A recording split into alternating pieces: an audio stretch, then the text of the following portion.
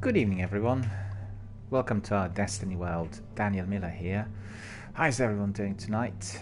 Hope you've been here with us earlier today when we were replaying Destiny 1 story missions in a chronological order. We started that today and we'll have that activity from now on regular basis before we get to Shadowkeep, the new chapter in Destiny world that is going to be released in September. Well, today we are a bit more fortunate than yesterday. I tried to provide my stream yesterday evening and unfortunately we were not able to connect to the server. Bungie announced on their Twitter that there were some serious problems and therefore they were working on these issues. I waited for quite a while, for 2 hours roughly, and certainly there was no resolve in sight. Therefore we aborted the stream and waited for today. As you know, we always have Destiny 1 during the day and we have Destiny 2 in the evening, and that's been voted by our community. I asked people whether they wanted to have Destiny 1 and 2 stream kind of consecutively on separate days, and people said, well, absolutely not for the time being. They want to see Destiny 1 remaining in that morning stroke afternoon slot, the main day stream basically. And I have difficulties in fitting everything in, but I want to be progressing with my Destiny 2 Forsaken as well.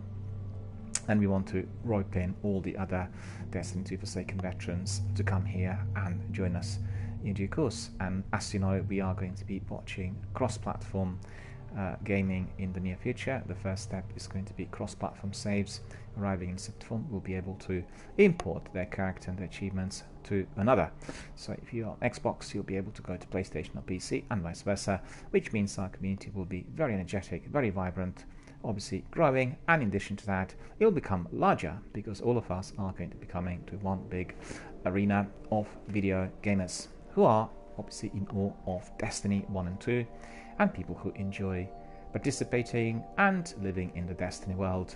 In fact, Captain Jack reminded me yesterday, he said, I'm living in that world, I'm doing it every single day and I just love it. And I think most of our Destiny veterans will agree that being in this wonderful fantasy sci-fi world is very, very enjoyable and thoroughly illuminating. And I'll tell you one thing, it's even more enjoyable if you do it together with your community, if you are bringing in your friends and family on board, and if you're creating your new family of gamers. For instance, what I've done here on Twitch by building this channel and starting out a new venture last year. I could not predict that we would have so many people coming in and participating and loving all the content and providing so many interesting views, thoughts, helpful tips and bonds with everyone around the world. So it's been a wonderful experience and thoroughly entertaining and most enjoyable and very rewarding for myself. I've done lots of different projects in my life and I've had many successes, but being on a live broadcast in a forum which is accessible by anyone who has a mobile phone has never been one of those. And it was an experiment. I run 2 other entities dedicated to music and film industries, and this was the first one that would focus on video gaming, which in fact is one of the most popular activities in the world of today. As you know, video gaming is overtaking from other means of entertainment such as TV series and films, which previously were screened on various networks. Nowadays we get them on Amazon Prime, on Netflix and YouTube, and therefore people are discovering that watching films is perhaps a bit more solitary compared to video gaming, where you bring in lots of people together and you can talk, you can share, you can hold parties and indeed have a very, very enjoyable time with people who are like-minded. So in the same way as you would go to your favorite home, to your favorite club venue, a cinema, and meet with your regulars, usually a few dozen people attending such venues. If you were looking at it from a local point of view, i.e. your location out there in your local town, wherever you are, even in London. I mean, I've been going to many venues for very many years, and never ever would you have hundreds of participants or even thousands of participants. You'd know certain faces and people who come there every single day or on a particular day in the week, and you would get to know them eventually. You would basically feel coerced into some form of conversation because you see the same people there, and assume you'd assume that they share the same interests. This is more the case if you were attending a theatre or a film museum, where you would have a dedicated group of veterans always coming and watching a selection that was presented by a distributor or the people who are running the film museum, the organisers. But if you are considering music venues may not be as niche, and sometimes you'll see people who perhaps support or want to see heavy metal, and you're more into the new wave of indie, so therefore the immediate report will not be there. One's love of films is, common ground, and people will talk about archive films, silence, musical of the 30s, the golden era of Hollywood, European films, non-English speaking so-called films from another part of the world, and that's your instant port of call, the common denominator through which you can indeed talk at length about all of your favorite films and interests that are related. Video gaming is broadening up that horizon of ideas. There are many video games out there. We can say that we have niche areas in video gaming as well, but considering that the games like Elder Scrolls, Destiny, Fallout, to name a few, Gears of War maybe, PUBG, Apex, they attract millions of people worldwide. So in no time you will have 50, 70, 100 million people enjoying or attempting to play a particular game, and we know that with cross-platform the number of participants and regular users is phenomenally and exponentially growing every day by the hour. PUBG had an enormous number of people coming in as they introduced PUBG Mobile, because everyone could access it, and in addition to that, free of charge on their handset or on the tablet, and whenever they traveled. In fact, I did the same. I was commuting and using my handset or my tablet in order to access PUBG. It was very enjoyable because A, the game was properly tailored to the platform, and B, you could do it anywhere, wherever you were, and you actually didn't use that much of bandwidth either, which really surprised me. It really did, because I thought it was going to be burning up my allowance, and in no time I would hit hundreds of gigs of space. Definitely I can see that as progression and as the future of the video game industry, which means connectivity and communication are the bottom line.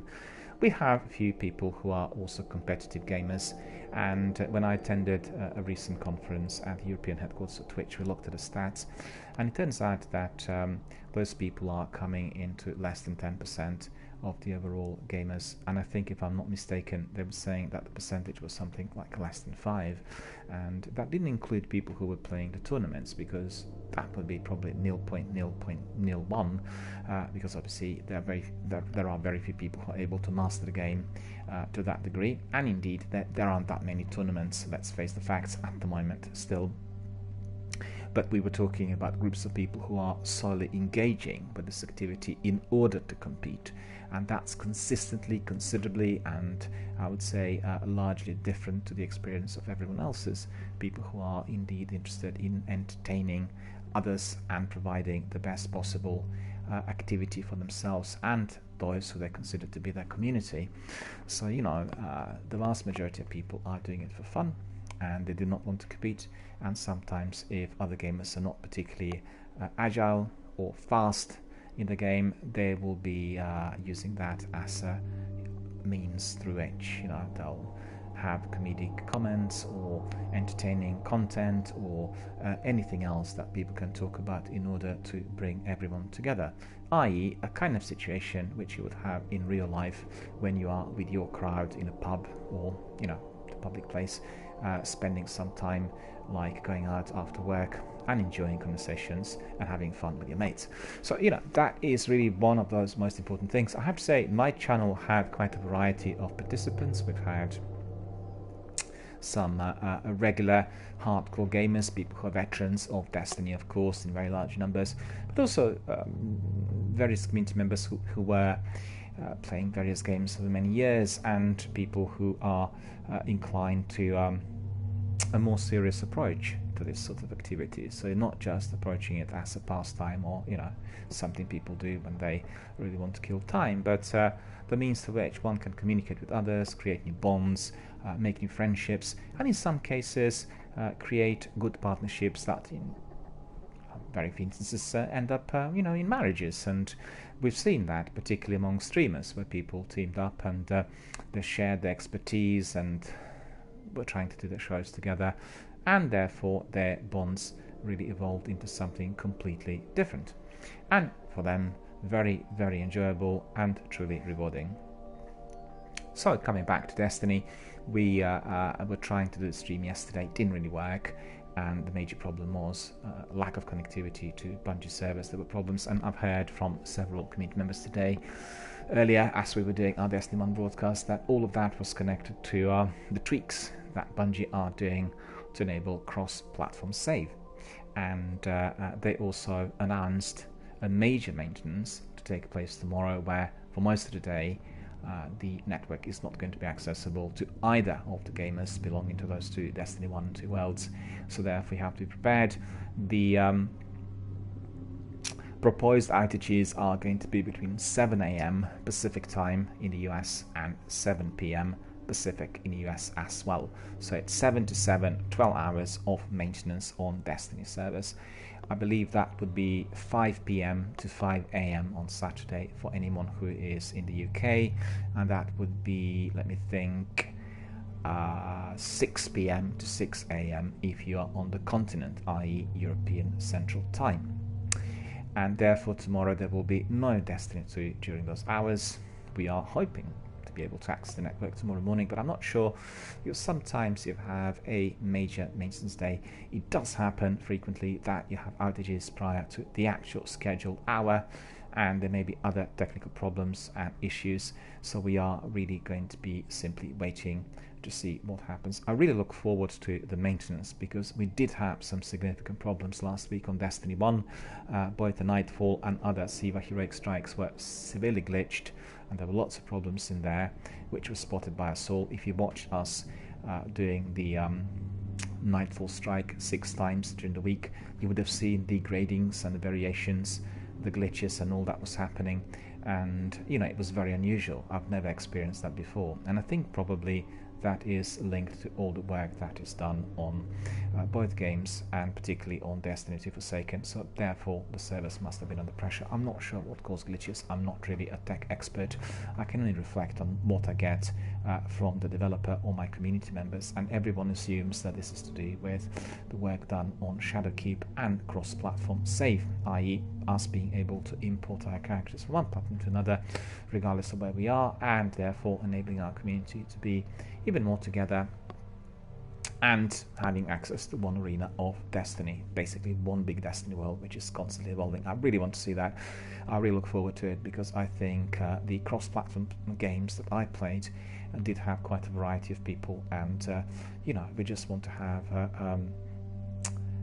another capacity through which we'll connect and bond with other gamers worldwide, and I think that's really absolutely amazing, and I applaud Bungie for doing this. I know some people may not be keen on PC gamers coming to the same arena because of the capacity's aim and faster processors and the use of the mouse and so on, but I still think it is, from my community point of view, as I run a community-based channel which is completely non-competitive and family-friendly, something that I really look forward to. I think it will enhance our community activity, and we are going to be getting lots of people here who will be still wanting to join hands and share their views and thoughts and make new friendships. So today we'll carry on with Curse of Osiris. I indeed was able to access the missions after some glitches right at the beginning, and once we complete Curse of Osiris, we'll proceed with Warmind, which I already had started, and then after that we'll crack on with, once we complete Forsaken, there will be the season, so God knows how long this is going to take me.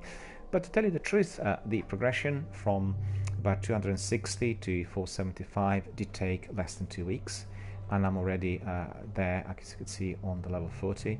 I'm very, very pleased with that, and I find it to be very rewarding to just simply carry on and move forward so rapidly. Collected a lot of loot, plenty of good kit, and all of those weapons have been put into a very, very good use. There's another thing I need to tell you. I just remembered, Twitch is introducing today something brand new offered on beta, and this is called subscriber only streams. Let me just dig it up for you, and there's always been subscriber-only chat, but I'm generally not keen on that. I feel that it is unnecessarily focusing on the monetization of the whole project. And if you want my opinion and experience so far, lots of people who are very, very successful with the Twitch streams, they receive the greatest revenue through donations. People who really appreciate that a streamer was helping them with the game, providing them with good advice, and indeed bonding them with many of their community members through whom they can then learn a lot and progress a lot, is going to be rewarding the streamer with their donations. So the donations seem to be the main backbone of earnings, rather than everything else, which in fact is then split 50-50 between a streamer and Twitch. And donations are the most popular for the streamers, because if you're using Streamlabs or any other donation tools, the streamer will receive 100% of those donations. It will not go anywhere else, and there is a significant difference between the two.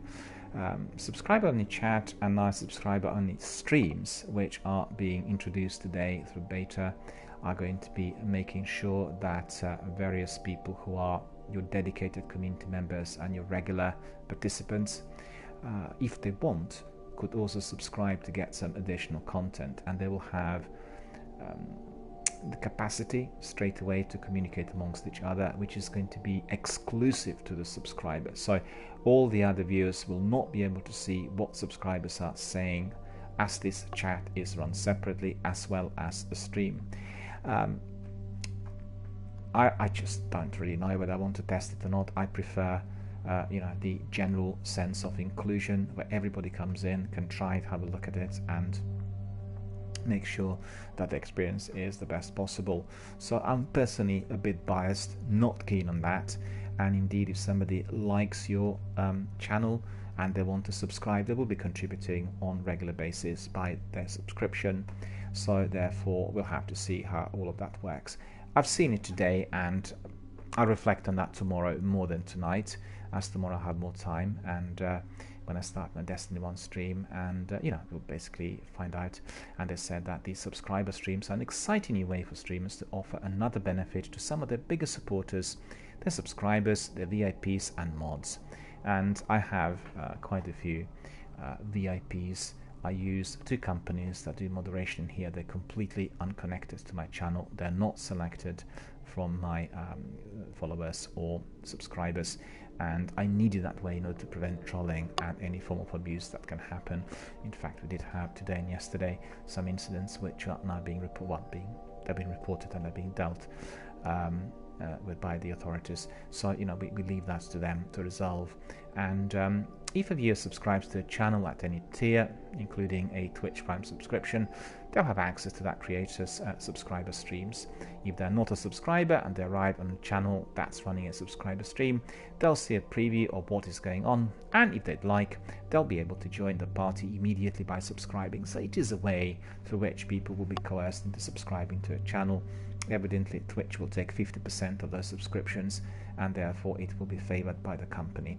You have to understand they have many wonderful young people who are working for them and producing extensions and work on development, and they work for very little revenue, and their enthusiasm, their passion, their desire to achieve is absolutely extraordinary. So it's only natural that they will want some greater rewards for everyone, those guys inclusive.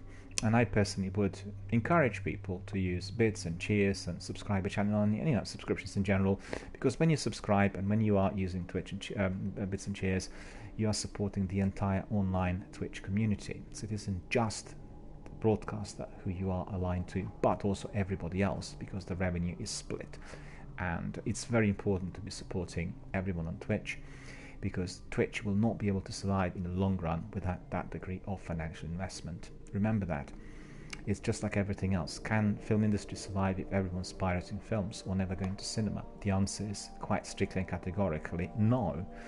There has to be some revenue coming back from the degree of investment that people had into certain films. And as you know, today film industry is suffering tremendously, although we have the means through which people can watch online, and therefore even films that were made on very low budget make some revenue. The vast majority of adverts, marketing campaigns, as well as attention amongst the public members go to those blockbusters, and they scoop millions and billions, and the rest of the films in distribution do not get any form of exposure. And similar to what I have in my local very, very big multiplex of 15 screens, is that the film is released on Friday, and then during the week they even reduce the number of screenings, although they've been scheduled to have the duty to the distributor to be screening that many times a week, but they actually just knock out some of the screenings because nobody's going there. All the screenings are basically to nobody, and I've seen some brilliant films that was screened just to myself. I was the only person in the auditorium, and let's say we had 200 seats in that particular cinema. So coming back to it, do support your streamer and do support Twitch overall in any way imaginable. Choose the way which appears to be the best for you, and your investment will not be in vain. But on this channel we are not going to be focusing on that sort of aggressive monetization and some sort of exclusivity to the subscribers. I have a very good associate who's based in the US, and she runs a very interesting channel based on games that incorporate dancing with some pantomime and some cosplay and that, and she runs everything through subscriber only options. So if you are watching it live, you can access it, but otherwise if you want to see the clips, you want to do the replay, you've got to be subscribing. And she built a very, very large community of followers and subscribers who are doing so. But it's just a bit like a niche type of performance, and I really feel similar to education, that if you wish to have education that is of the highest order, and if you wish to invest in the most prestigious private institute where you want to be training, that is well and fine, but let's make sure that everyone else will have access to the basic knowledge, that people will be well educated, and it's provided absolutely always free of charge. Remember, without literacy, without the basic knowledge, people are being kept backward. They're being kept away from any form of progression or achievement, and that is a serious threat to humanity, the way I see it. So I will always run my channels and entities in such format, so that everybody can come in, have a look, communicate, join hands, and make sure they advance. And if they want to do something like top tier, they want to progress to the level of ninjas or shrouds in terms of aiming and competitive gaming, that's fine. They will be able to do that, and there will be the means and channels that will cater for it. But in here we are going to be talking and sharing our views without any form of financial commitment. People want to donate, they can, obviously, but they will not be bound by the need to be subscribing in order to view. So just forget it. Anyway, I wanted to mention this because there's been a lot of talk in various forums today about this, and you will experience that perhaps on some of the other channels that are also streaming Destiny. So beware. It's beta tested. It's basically a trial for Twitch to see whether it will work, and it's been talked about for a little while. So starting from today. All right. So the offers coming from Twitch. The time's come for us to be engaging with our Warlock, and we'll do what we like doing the best, in addition to talking, of course, and that is gaming live online. So Warlock, human male, DRBMiller. If you've not watched my recent broadcasts of Destiny 2 Forsaken, I'd just like to tell you I am doing Curse of Osiris, the first DLC at the moment, and we have quite a few tasks still to be completed. The menagerie grows meaner, feast upon heroic difficulty. Emperor Callus has benevolently provided a new level of challenge for Guardians eager to test themselves in the menagerie. Gather your fire team and journey to the Leviathan to prove yourself. That basically is a part of annual season pack. We are not there yet, so we can't join, but we will in due course. Seasons are here, you can see them in there. Season 7, Season Opulence currently running. Annual pass active. Need to click here, we can see, but we need to finish everything else before we get there. And we are progressing. Our next step is complete mission hijacked on Nessus. First and foremost, we want to see our bounties. I did collect a few, and we have solar calibration completed, powerful beyond belief completed, so there are a few there. but we are going to go to our base first of all, the Traveller, and we'll do some admin. As you could see, we have also some quests. Relics of the Golden Age, we have Sight Shoot Repeat, we have the Draw as well, we have several characters who want to talk to us, so we'll go to the courtyard first and then explore. Before we do that, I want to so it's Tess. Okay, we can see them with ease, we don't have to really mark them, we know where Tess is and where Katie is. There we are. Proceeding to our first destination, the Traveller.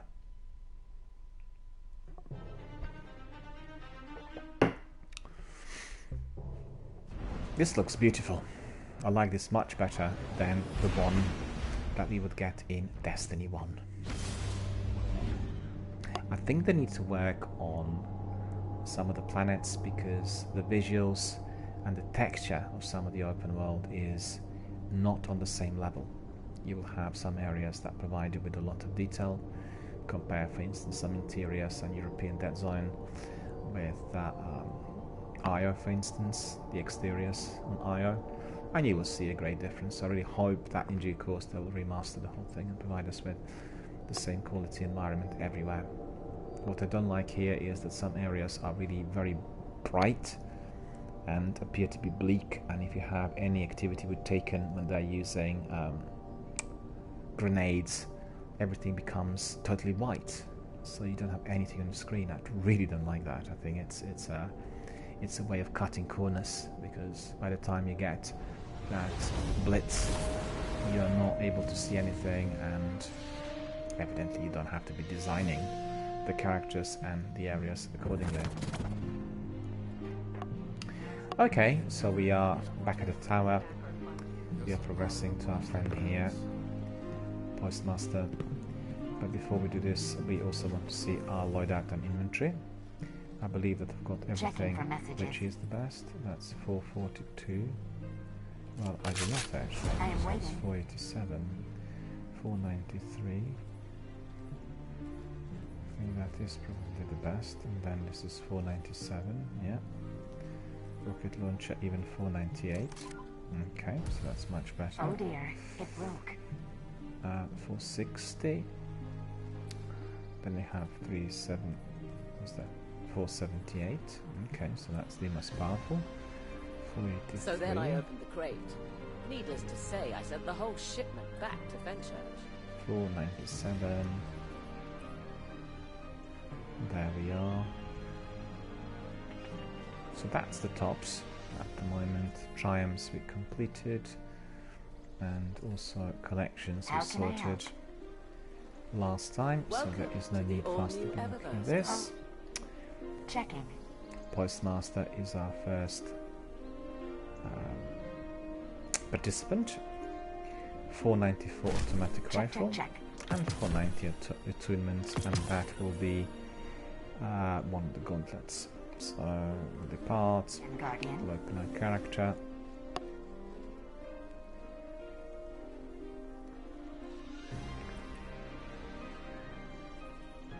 $494. Fenchurch does the exploring. I make the deals. Oh dear, it broke. 493, and then we have...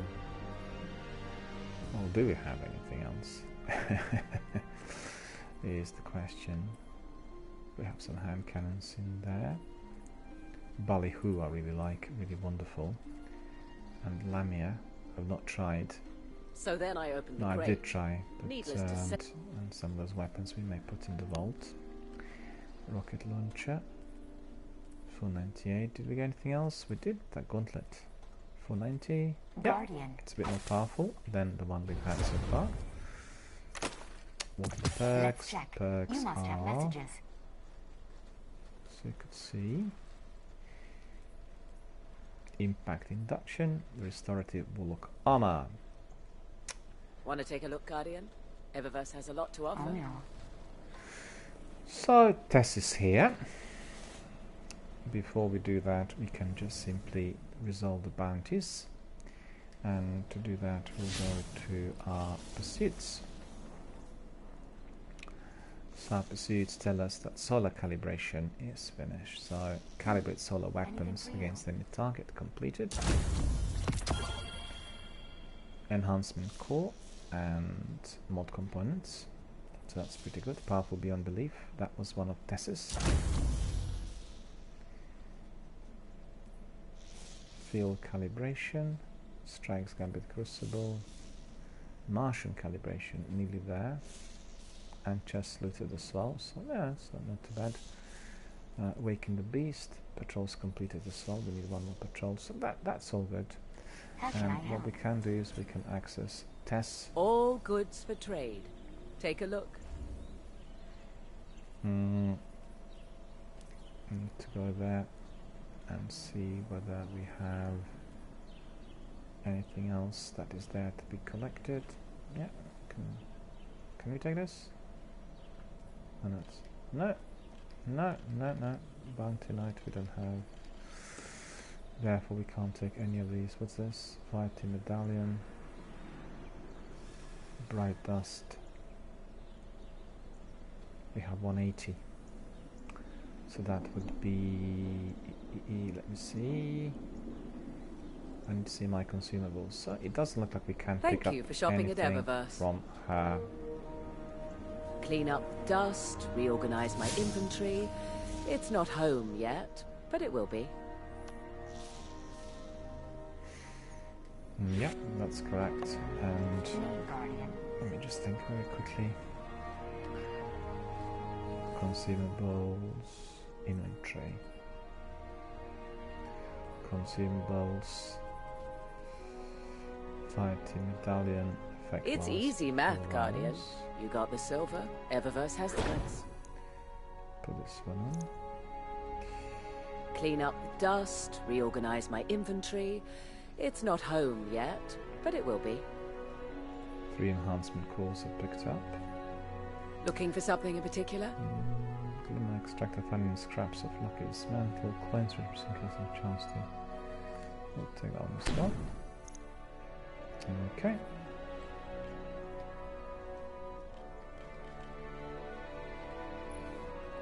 Our inventory is stocked, so no rush. So I think we need to go to Master. No word from Fenchurch today. He must have found something interesting. We picked up all of these mods, shaders.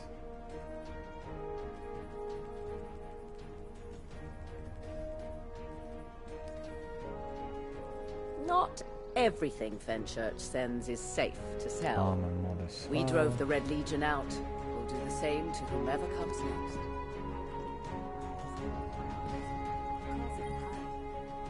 What can I do for you, Warlock? So he would ask us for that quest. We're not doing that quest at the moment. We'll take this legendary engine. Yep, we've got something else in there. One shader and a pair of gauntlets. And we are going to be adjusting. So gauntlets will go up there. There we are, 380. That's 490. Well, he's given us one that we actually do not need. You're being reassigned to the south wall. Yeah, so we'll keep that. We don't need to bother. Anything else? Let's see. We've got here Bright Paragon, so we'll be getting increased XPs, and we'll get Rainmaker close range precision kills, have a chance to generate Glimmer. So that's similar to what we had in Destiny 1 with Black Wax and with Polyphage and the other ones, you know. It seems to be applicable across the board, so it's not one particular enemy, it's just any enemies. Alright. So the level is 49. For some reason it told me there that I was 40. But I'm 49, not 40. Alright, and we are not. This weapon needs to be gone. Take that, we don't want any blues in there. And we open character, so we'll put a few weapons in there that we are not using at the moment. So that's fusion rifle, automatic rifle, sniper rifle, scout rifle. Okay, black scorpion. Okay, this one we can put in there. And Blood Scorpion we can put in there. This could be my last night. Automatic rifle, sidearm, sniper we'll keep. Okay, and then we'll see what we've got there. Vertical orbit, distance, automatic rifle, scout rifle, sniper, submachine, shotgun. We'll keep these. And then from here we'll take maybe this sword and linear fusion rifle, rocket launcher, grenade launcher, grenade launcher. Okay. Ready? Bringing it back online.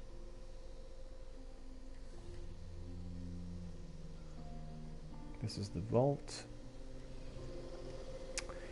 And I just realized I need to upgrade this slot with a better weapon, which is rocket launcher. Well, it isn't really. That's much worse. 498 is the one we want. Right. 275 I want to get rid of. And grenade launcher 429. Let me see. That's linear fusion rifle, sniper rifle, rocket launcher, grenade launcher. So this one we'll get rid of. Stock for you, Warlock. That seems to be in order. Okay. Fine. We are ready, but I actually want some more bounties. So we'll go to Banshee, we'll pick up a few. Sure. No, we're not going to do this. Available bounties. Done and done. 2.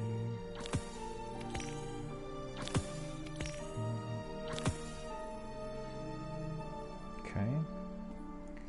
So we need to increase reputation in here.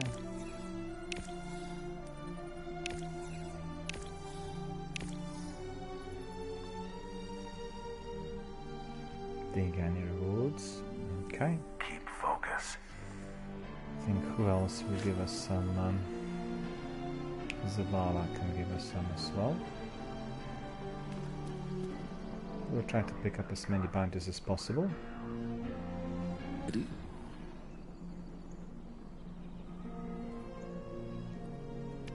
Requisition approved.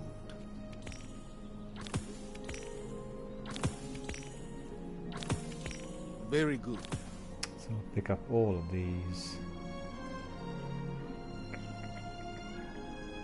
Oh, my Nightfall ranks. Disdain for gold. Okay, so that's all good. I think that should be plenty for now. But there's one thing I want to check.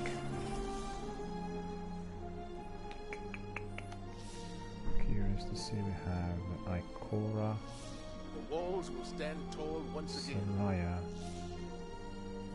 I wonder whether I can speak to Soraya and whether I can get some from her, because I want to have as many bounties as possible. That's the idea.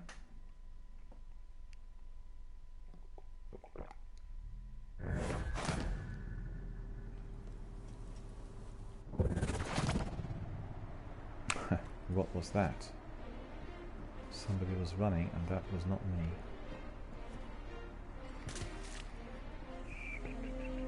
See that I don't like when it's so bleak. You see that? It's really bleak. Don't like that sort of colour timing. Prefer what we got inside here. Looks a lot better.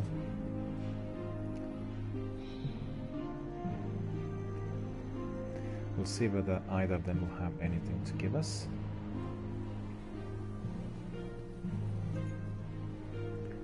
No, it's still further up there. Look at him, what is he doing in there? What are you doing in there, my dear sir?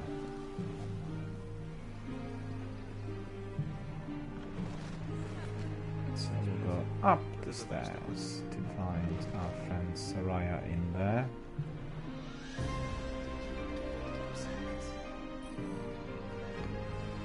Hey there.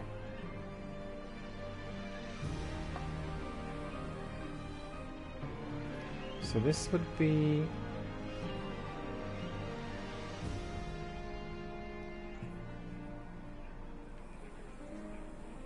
just a moment. Weekly raid challenge. So that must be raid related. So that is See you not soon. something that we will do.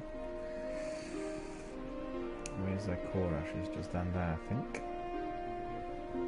Check out the fence.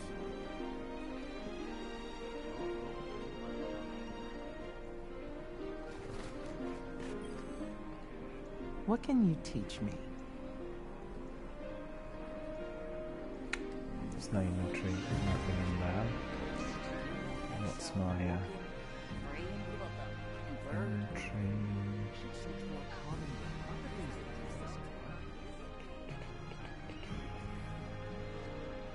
97,000 still I'm very rich. So that's too bright. It really is. And you can see the texture of the world down there is not particularly great. See that? The texture of that world in Destiny 1 was much better. Okay, so we'll just quickly have a look at the next task. It grows stronger with each passing second. Complete mission hijacked on Nessus.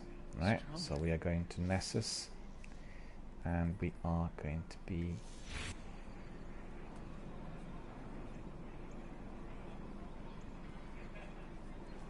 It's all proceeding with everything Curse of Vanguard, Osiris fire related. team.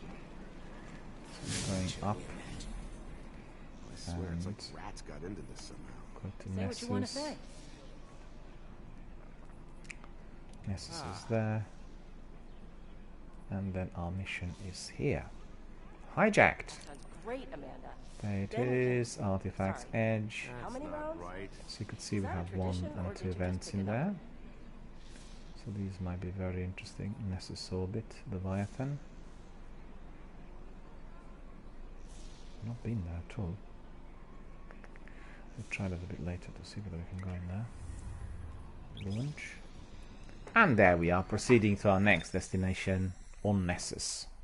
Hijacked is the mission that we'll do next.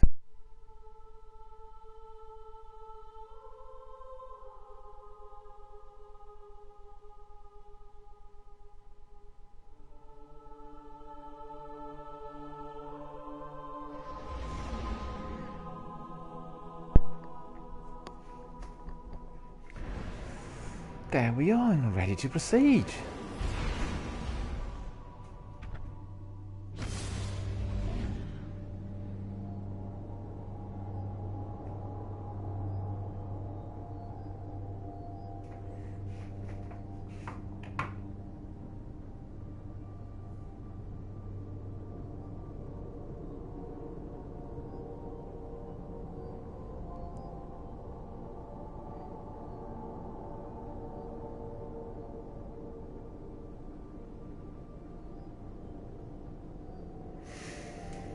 A very quiet afternoon, evening here, I have to admit. Nobody popped in to say hello, so I don't know what's going on.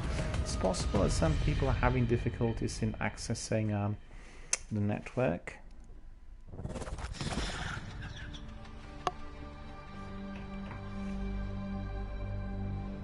It's astonishing when you look at Destiny 2 channel on Twitch. Presently there are 3.5 million subscribers. So that's quite something, but that's not really a true reflection of all that's happening in the Destiny world. Many more people are both playing it and doing the annual seasons. That's all Twitch and broadcast related. Alright my friends, let's see what we've got there. So what's the world out there? Hijacked on Nessus. Where are we? This is tracked. Okay. Ooh, some other characters there. And he is invisible. But you know what? I can't really see where I need to go. On this platform. I I see, it's there. It's not showing too well, is it? Okay, let's see whether we'll survive this. You see this Nessus? This doesn't seem to be really providing us with a lot of detail. It's very bleak, very bright, contrasting starkly to those images of European Dead Zone or anything else from Destiny 1. There we are. We found our flag. Curse of Osiris hijacked. What does it tell us? Hunt down a Vex mine that can read your map of the Infinite Forest and point the way to Panoptes. Okay.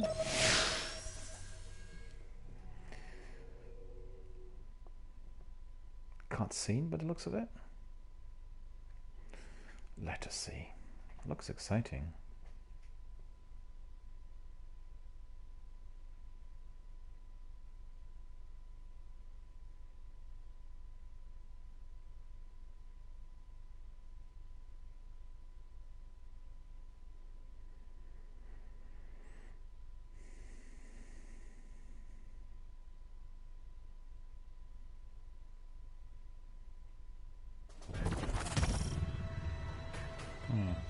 No cutscene.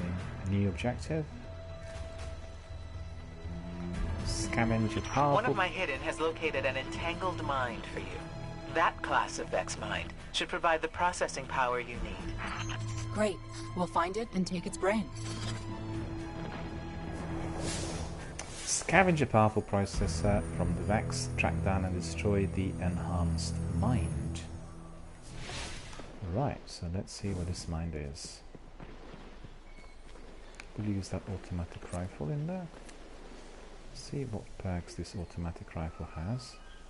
It's a bit confusing when you compare it to Destiny 1. All the perks are enabled. You don't have multi-flight and you know. So it's dynamic sway reduction. When holding down the trigger, the weapon sway reduction system boosts accuracy over time. Flared magwell, optimized for fast reloading, slightly increases stability.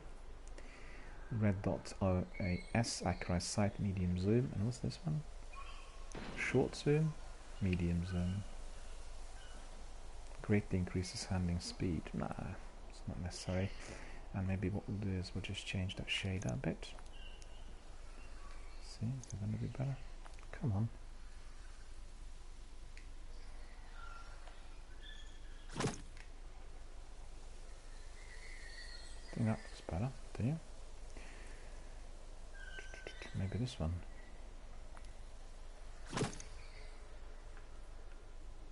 Yeah, that's good. We'll keep that aligned with our outfit.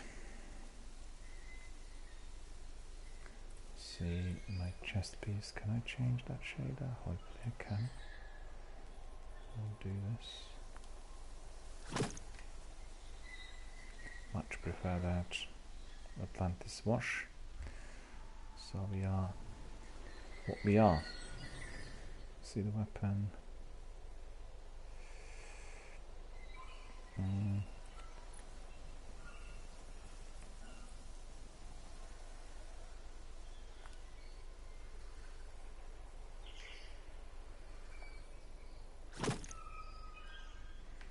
There we are, Atlantis wash it is. Actually, we want Atlantis wash on a weapon as well, right? Right. So we'll see whether we can get it automatic rifle Atlantis wash. Yep. There. So we are absolutely in sync. The entire outfit is Atlantis wash. It's much easier to get the outfit which is fully blending compared to Destiny 1, because in Destiny 1 you would have to be collecting various bits of loot, but in here you're using the shaders to make sure everything looks hunky-dory. And this is pretty good. I like it. And let me see the boots, whether we have Atlantis wash in there as well. We probably do. Yeah, we do. White boots. So I'm fully equipped with Atlantis wash.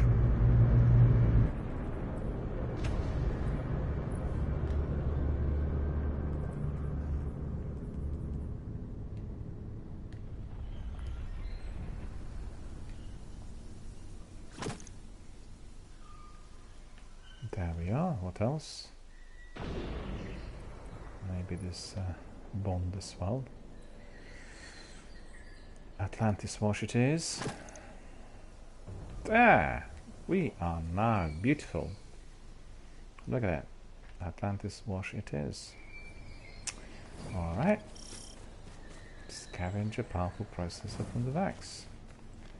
And there is another event in that we are going to be engaging obviously with this event because we might get some good loot. Come on, hurry up. Maybe what I need to do is I need to quickly go on this power. Get there as quickly as possible.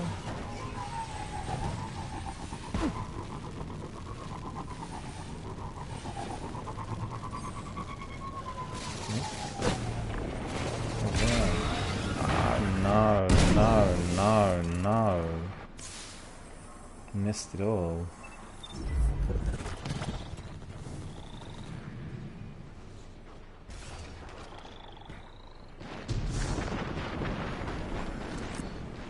Oh, so you think you're gonna come in here and dig, do you? What will stop them, I wonder?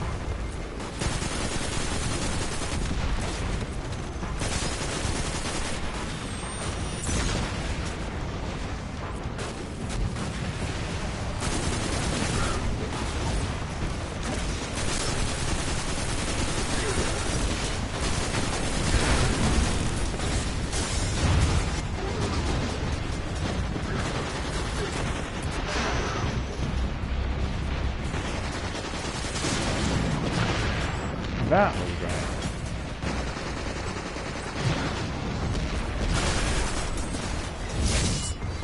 Shoot the tanks. Canisters. And I got shot as well.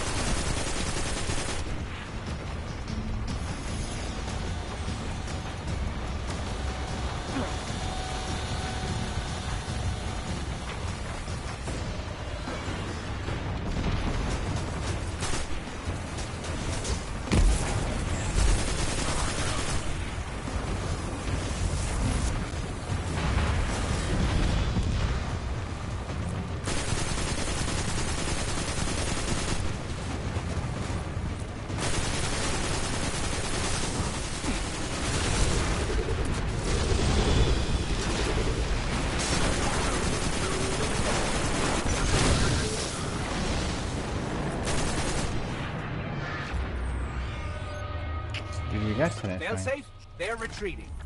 That is good news. Those tremors were interfering with my circuitry. Okay, we got some loot. Not a lot though.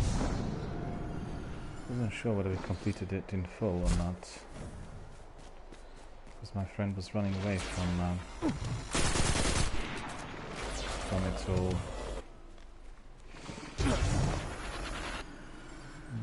See whether I can do anything with him.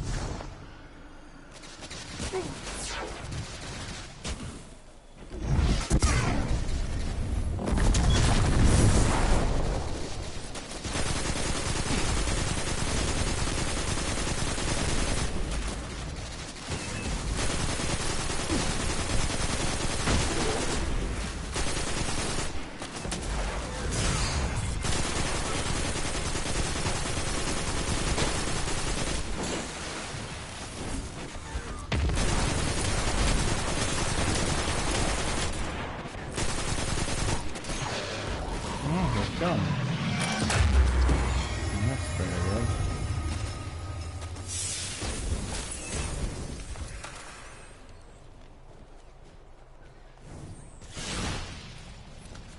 Wow, wow. Look what we've got here.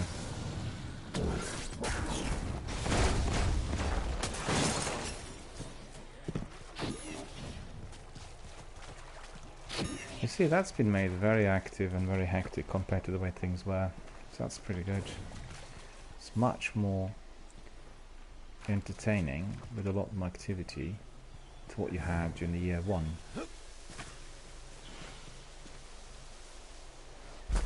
Keep looking for those legs. I just want to open the window. I want to get some fresh air. Very humid in here.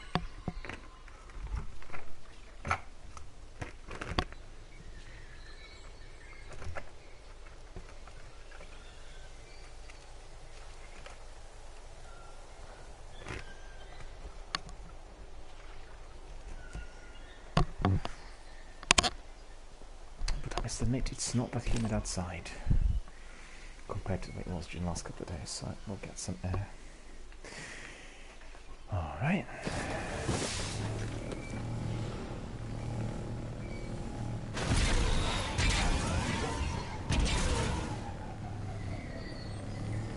We do not need to be racing.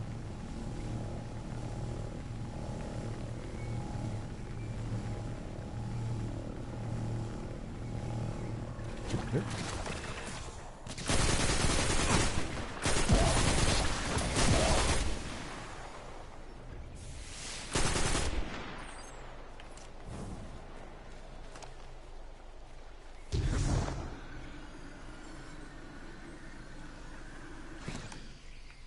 I need a sniper. Sniper. Let's get one. Let's get one. Let's see, what is it? Automatic fusion sniper.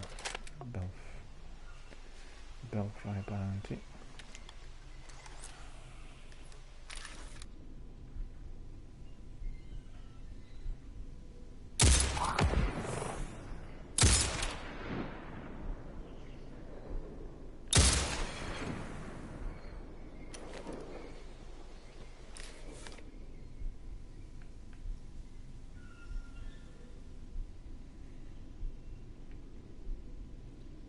Similar to Black Spindle.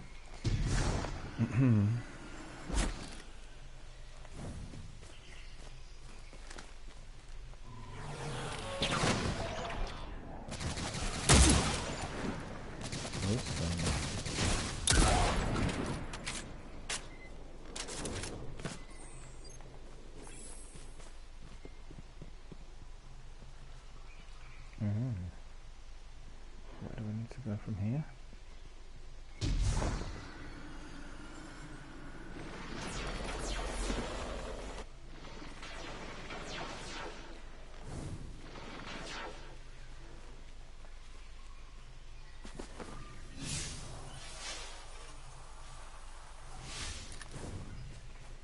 Where are they?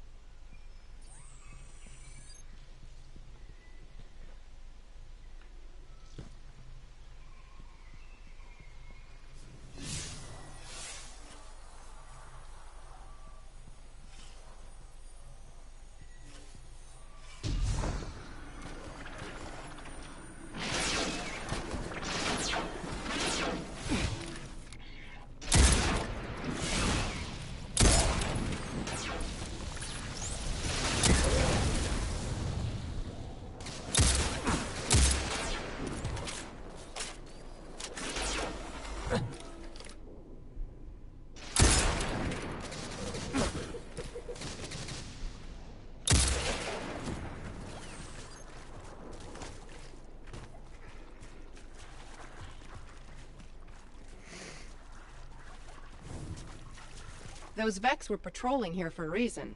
Let's keep looking around. I think we're on the right track.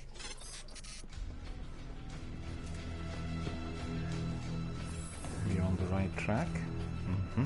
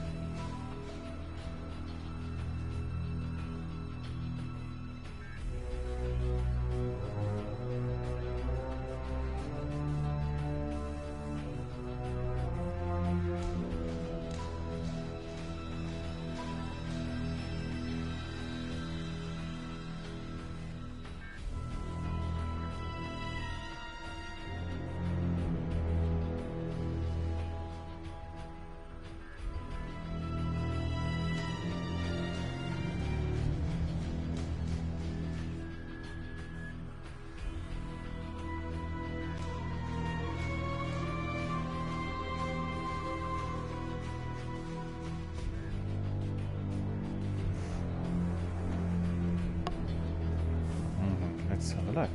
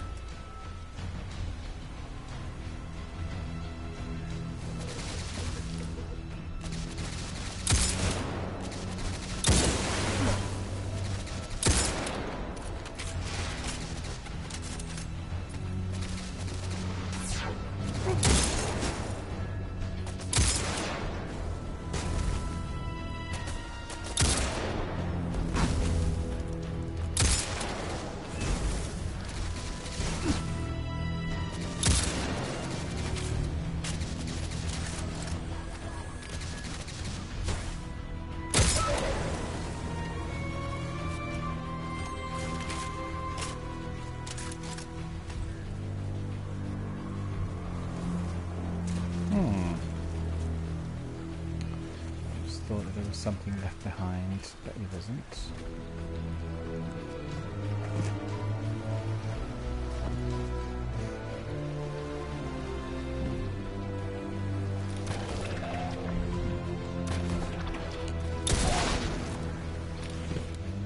Another one.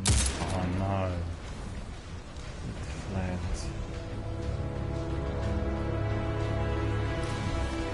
That's the Vex we need. Go get him.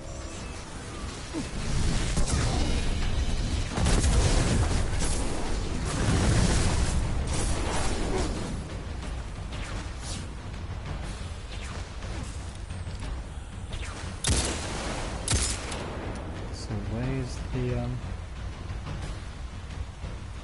Hydra?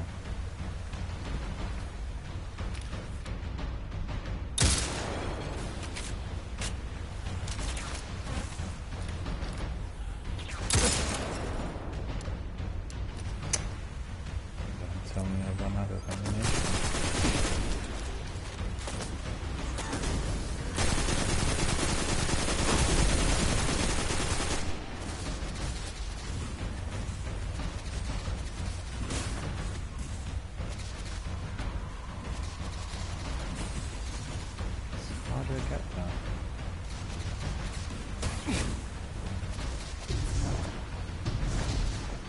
Twin grapple. Okay.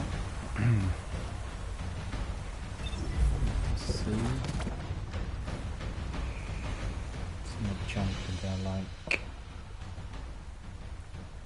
Double check.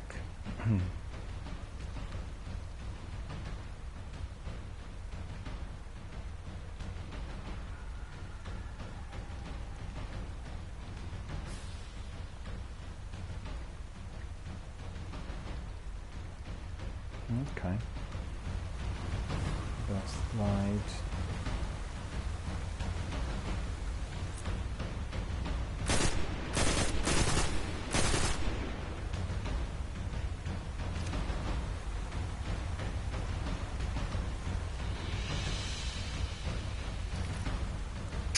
Yeah, I don't have any ammunition in there. Oh well.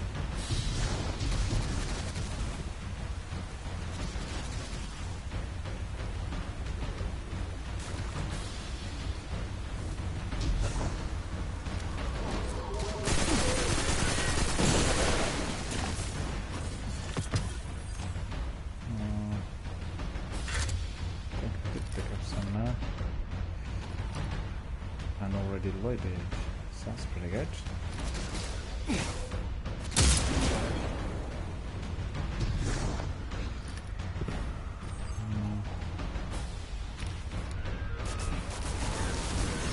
You know, I really wanted that super.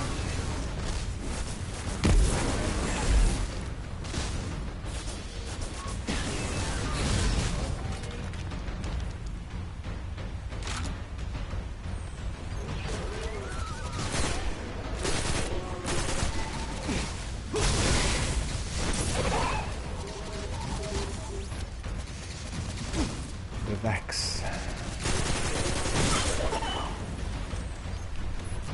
If you're asking yourself what this is, hijacked Curse of Osiris. In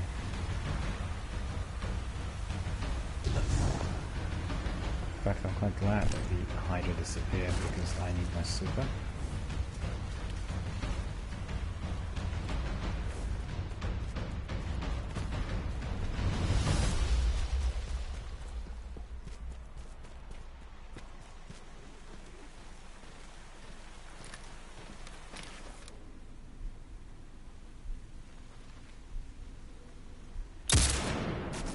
That was pretty good.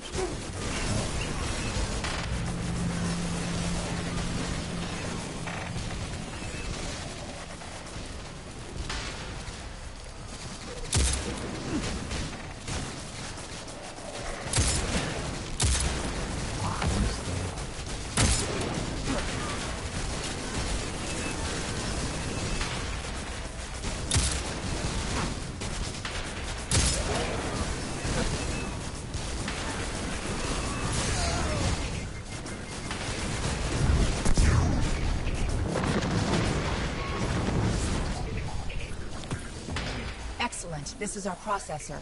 I just need to connect it to the Vex network. You're near the Well of Echoes.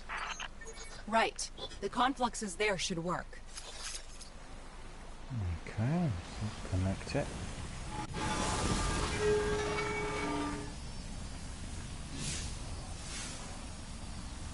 I need to connect the processor, so that's probably further down the tunnel. Let's see, let's see. Let us see.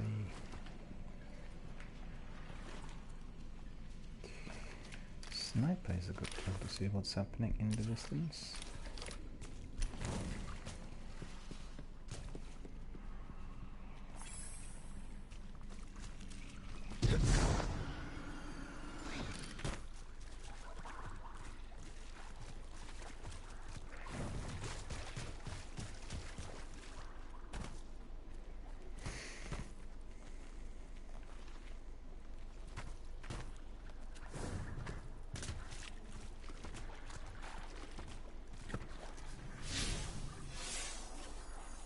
Connect the processor to Tangle. Okay. No track items. So where would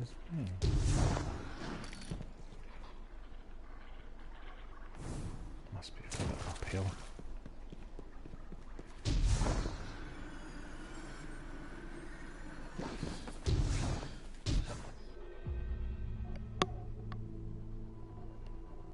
Another glitch.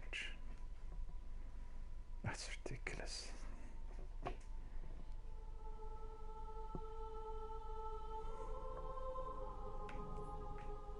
Glitched out. Keeps happening a lot. They really need to sort this out.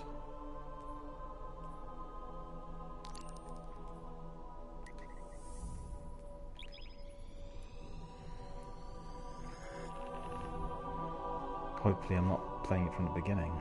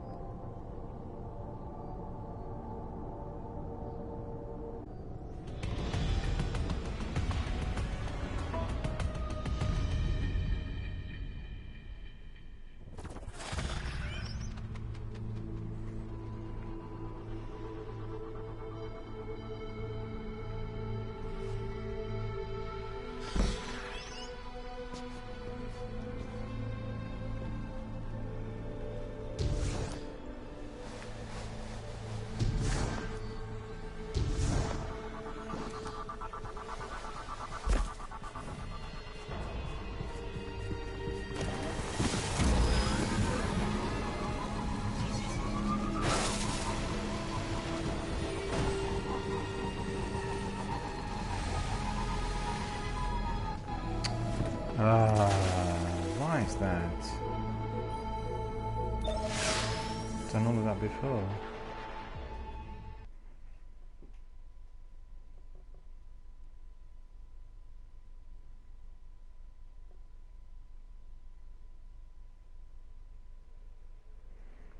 Let's see when I'm brought back to the exact spot.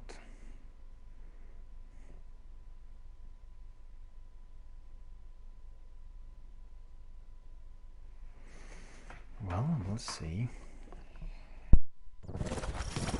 Excellent. This is our processor. I just need to connect it to the Vex network.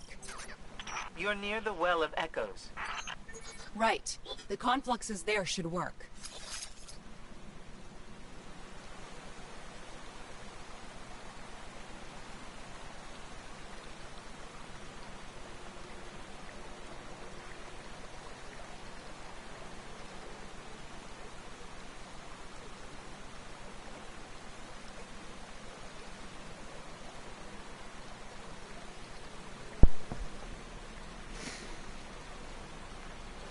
We were brought back to the cracked spot.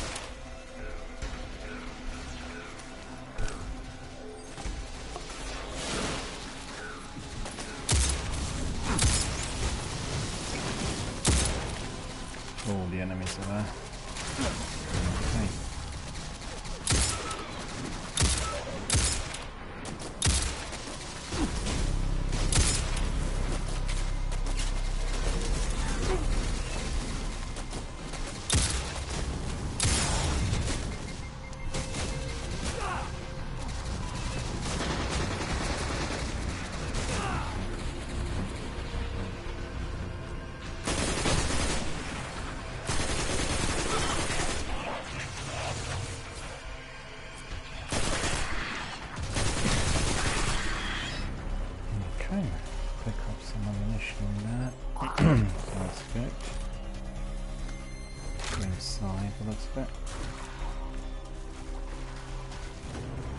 We need to go inside, the looks of it.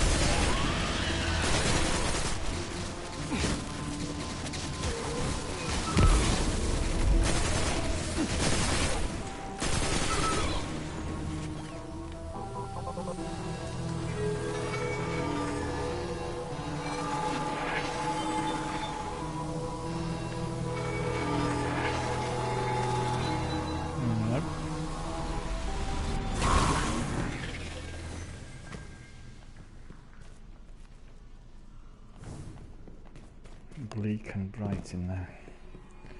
See, the interior here is better designed than the exterior.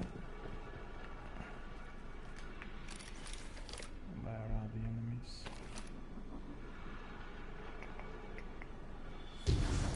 Don't see any of them. Get me to the conflux and I'll plug in the processor.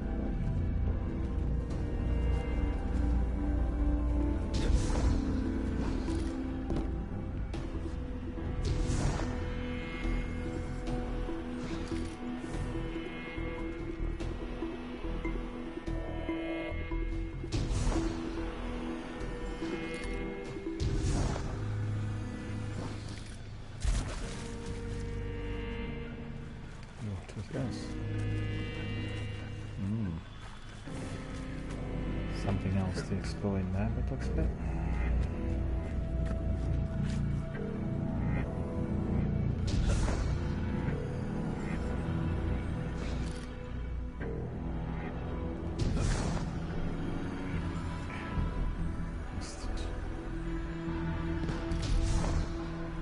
Missed it.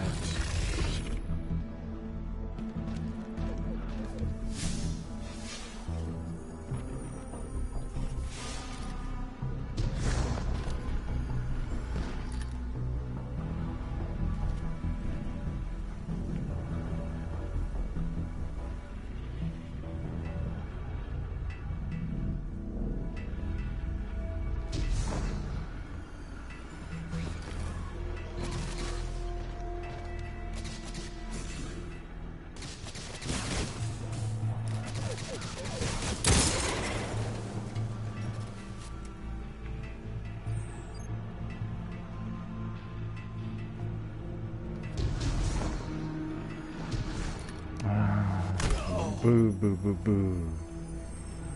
Boo, boo, boo.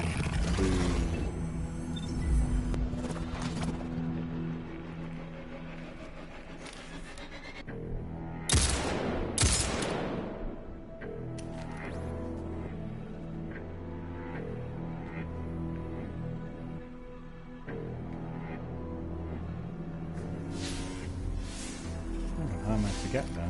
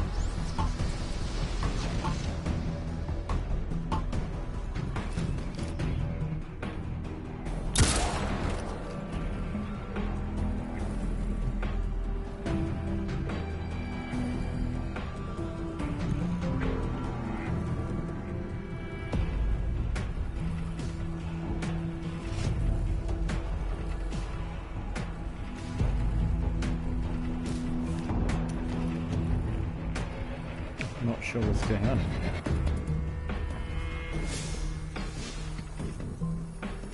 Select the conflicts. It must be this thing there.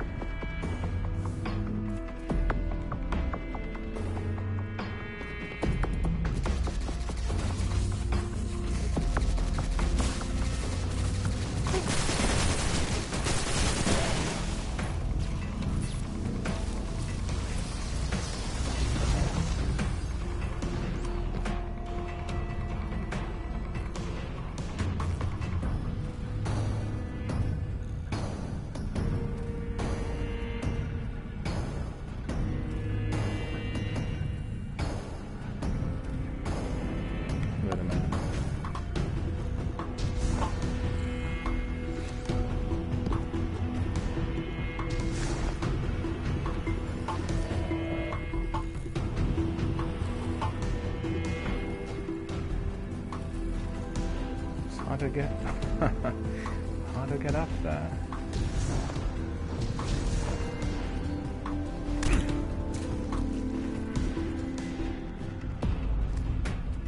Do this. Let's put the other way in. What else?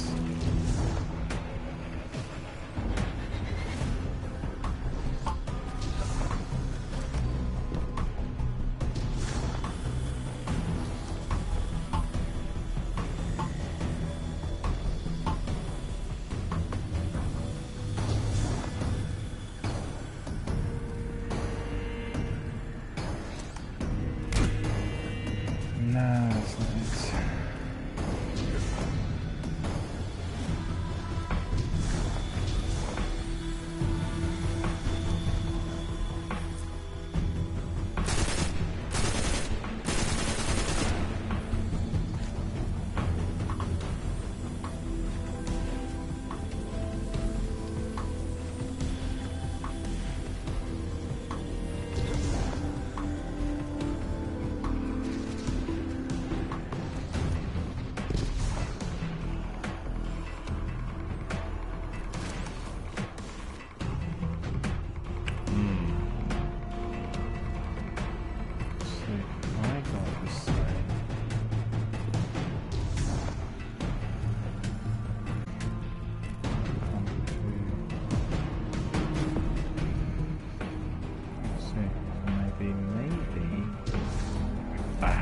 Slipped.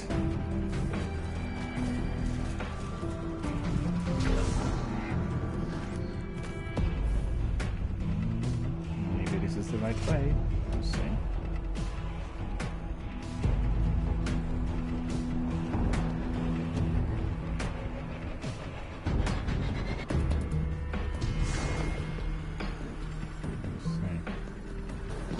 So I need to find a spot which didn't go high enough as the pool.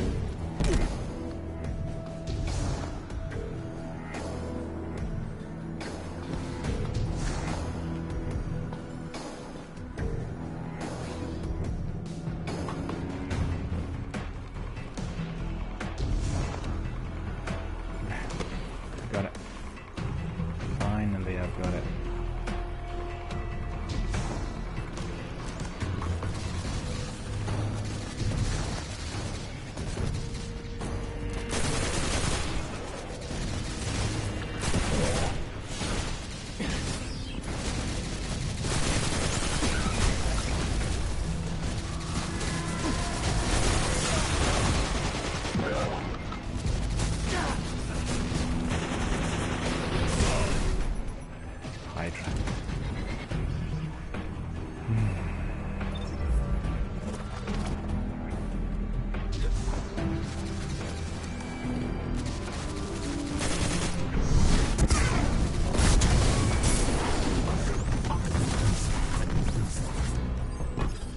This does the trick.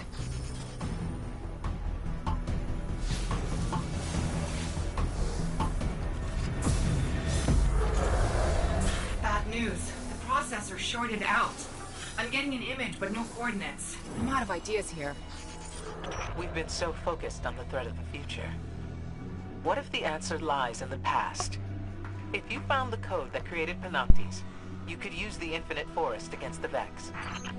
Yes! We go back to the moment that led to Panoptes, run time forward, and use that data to find its location in the present. Oh, that's good, Ikora. Osiris level good. You know, you're not the same Ikora I remember. You're better. We reached level 50, so that's really quite a milestone.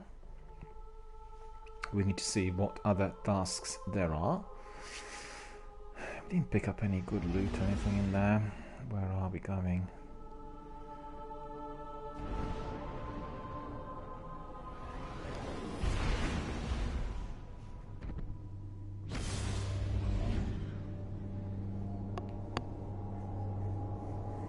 So the mission hijacked has been completed. I have to say, finding the way to the top platform was a bit tricky. It did take me a bit of time. It felt a bit like a puzzle. What else?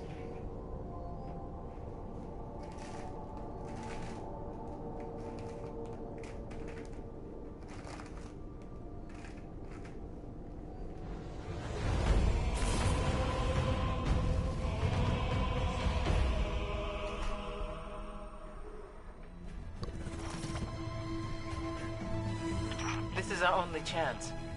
We use the Infinite Forest against the Vex, or we prepare for the end. I'm calculating where to send us. The place is easy. Finding a simulation of the right time is a little tricky. All right. Find the algorithm that produced the forest. That will lead you to Panoptes. So identify the algorithm, enter the Infinite Forest, make your way to the entry gateway. Okay, so we'll do that. I just need to take a very short break, and then as soon as I come back, we'll carry on with our adventure. So bear with us. I'll be back in less than a minute, and then we'll carry on with Curse of Osiris and with this mission, which in fact is called a Garden World. Be back in 1 minute. So please bear with me, and we'll carry on with our adventure in Destiny 2 Forsaken, and that's Curse of Osiris, the first DLC.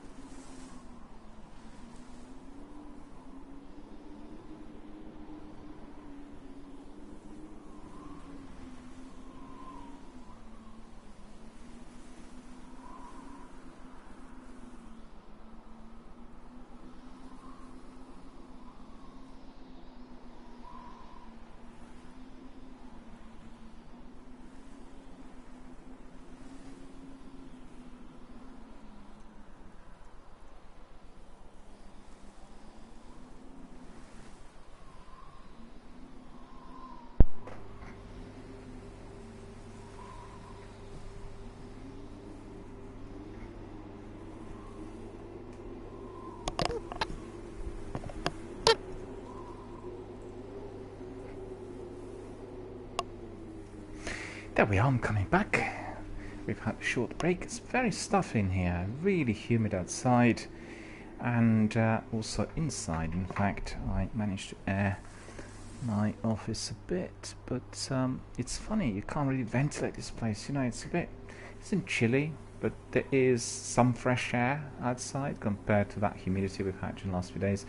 And I have to say, when it's humid outside and also humid inside, I get very dizzy and then I can't concentrate. But it's a bit better, so I'm happy with what I achieved by taking a short break and having a stroll outside, coming back, and indeed being very ready to carry on with our adventure. Curse of Osiris, that is. We are doing the mission called the Garden World. So let's see. Let's hurry up. Unable to summon. Hi. Oh well. Never mind.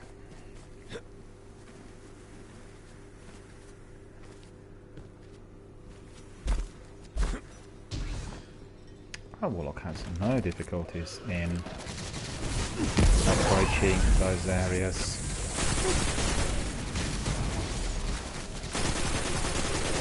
It's funny, but actually in Destiny 2 Forsaken you're being kind of forced to be trying out different weapons.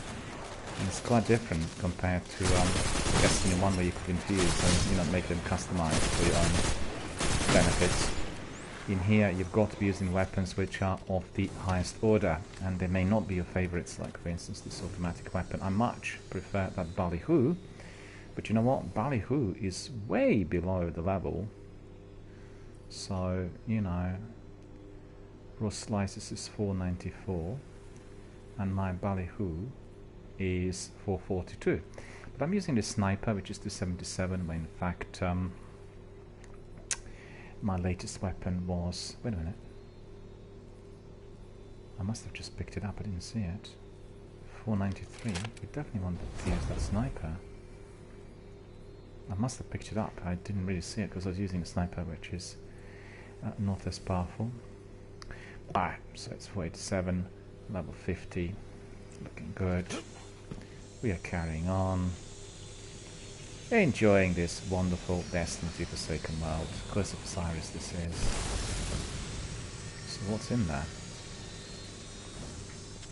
The Vex will know they're at their most vulnerable here. The simulation will be well defended. The point in history where you invent a reality engine, there's nothing more important. There we are, progressing forward.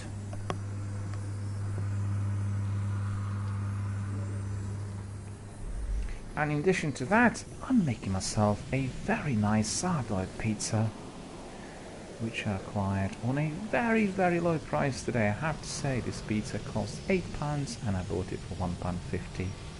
Freshly made for me, and I just had to really bake it. I had my dinner early on, but just fancied a snack tonight because obviously we are doing this broadcast, and as you know, sometimes it gets a bit tiring. So what is it? Where are we going? Track pursuits? Nothing?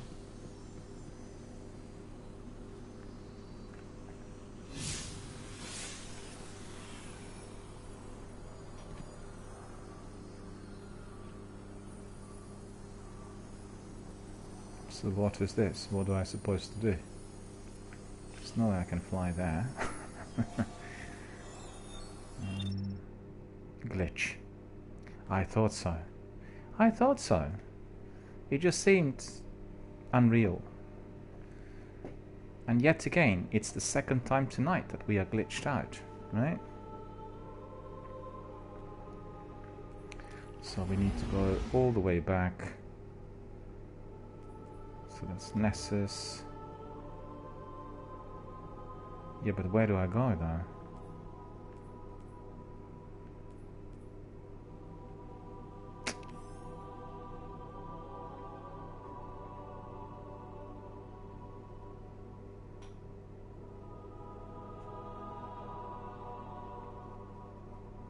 I've gone to the wrong planet, of course. Garden World is on Mercury.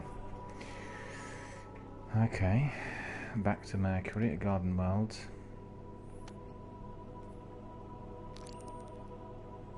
Alright. Hopefully this time it will work. It is infuriating when it doesn't.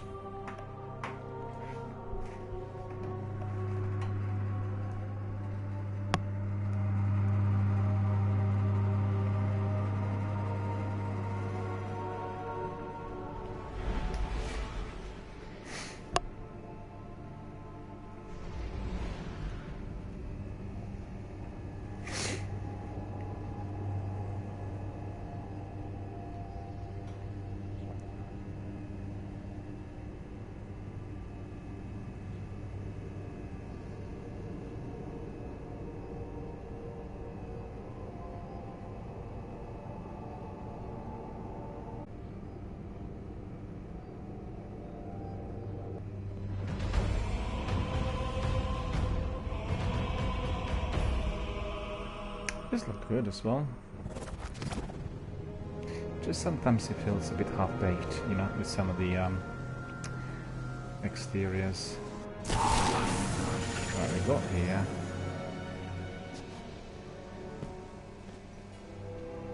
And as you could see, this is a completely different content. Where on earth was I being brought to early on? What is? Ah, another searcher appears. No doubt seeking an advanced copy of my next book about Osiris. What have you done for Osiris today? Some reputation. Bounties will pick up daily bounties. I hope this serves you well. I like that one. Carlos function crown looks good.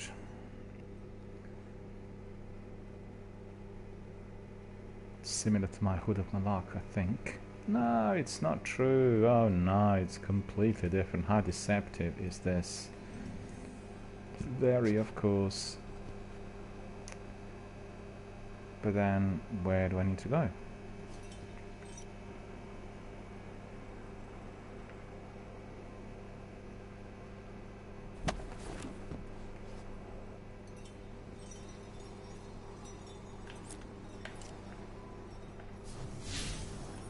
Do you feel the warmth of Osiris's light, Warlock? Complete mission, a garden world. Dark omens rise on the red star. On Mercury. But see, we actually unlocked lots of different Ikora was sections. Osiris's greatest student. So we'll get lots of powerful and gear. she turned We on need to talk to It was the Drifter, ultimate Spider, Ikora, Master Rahul, Shax, and Zavala. That's terrific. That's because we reached level 50. The truth I know. That's awaits probably you, what it Guardian. is. Whenever you're ready.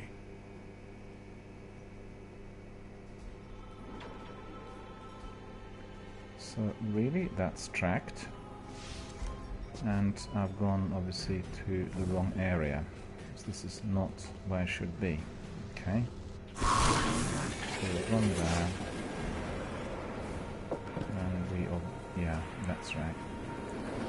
We need to proceed into a different area. Alright, so that's clear.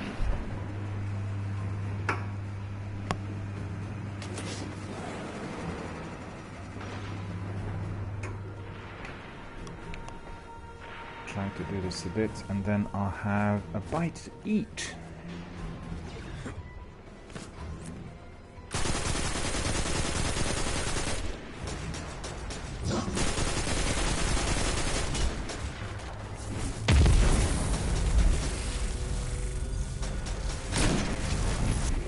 What?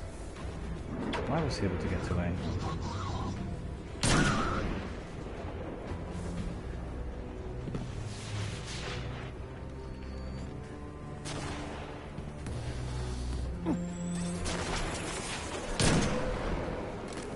This is a good sniper as well.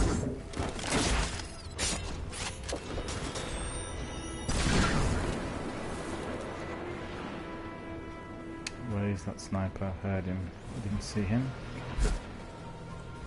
But I did hear him.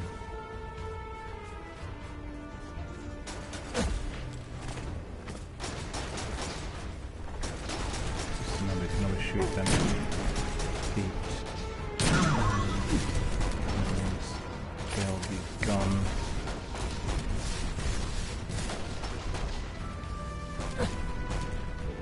Watch this. This is going to be beautiful.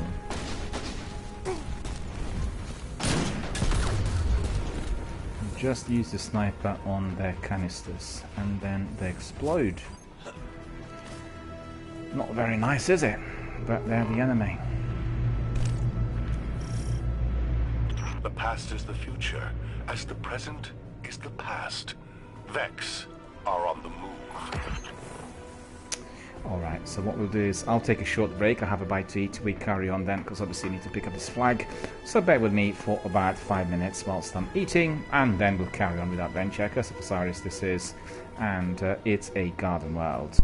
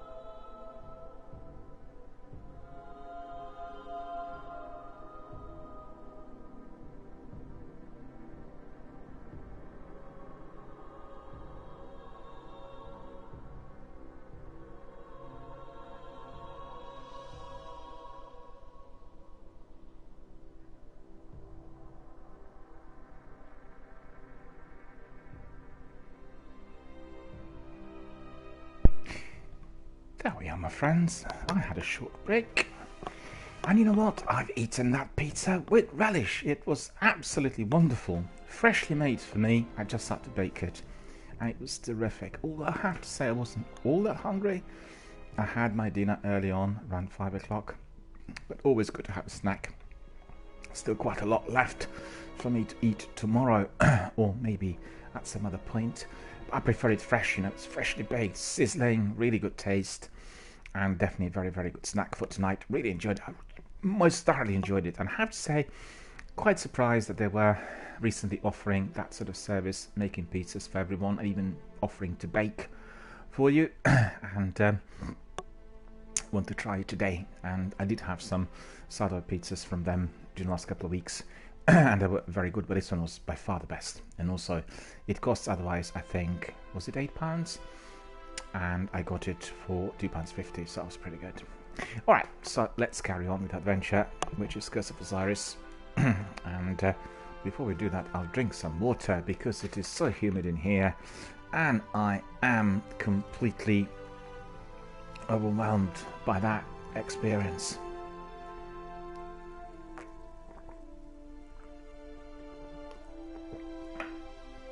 Just wondering what our friends in France and Portugal and Spain are like today. They were expecting 40 degrees to come their way. I think it's been delayed, but definitely coming soon, coming tomorrow. And they said that we are going to have 35 on the weekend. I don't know, it didn't look like that today, I have to admit. It looked fairly frosty. Frosty in terms of not having the actual frost, but much colder than usual. You know, I sat near the castle and I was doing my admin, and suddenly it was very cold. It wasn't the temperature, it was wind. There was quite chilly wind blowing, and I had to really walk rather fast back because, you know, I didn't want to catch cold in the middle of summer. And the temperature at the moment is quite low, I have to say. I think it's 15, or maybe even less than that. Let me see. 14 in fact, so that's bizarre. And they said the temperature tonight is going to be 10. Real feel will be 8. Honestly, whilst other people are sizzling and suffering from that scorching hot 40 degrees, we've gone down to 8. I mean, I can't believe what's going on. But it does say Saturday, Sunday will be much warmer than that, and people who are attending our well-known Glastonbury Festival will be baking in heat according to the weather forecast. But you never know, you never know. They're down south and it can get very, very hot in there in general, not just if we are experiencing that sort of African tropics you know, coming our way. But they said Saturday in our area is likely to be 30 and pleasant Sunday. Well, let's see. I'm not convinced, because they said that we were to get some brighter weather, and we were just having all of that cloud and indeed suffering from humidity. It's been like this the whole week, you know. Skies just cloud over and you feel breathless. We have very, very high quality air in my local area, but the pollution and all of that ugly humidity comes from central London. And then of course, if you get a bit of wind, it all comes our way. So that's exactly why we are feeling a bit under the weather, as we'd say around here, with that humidity.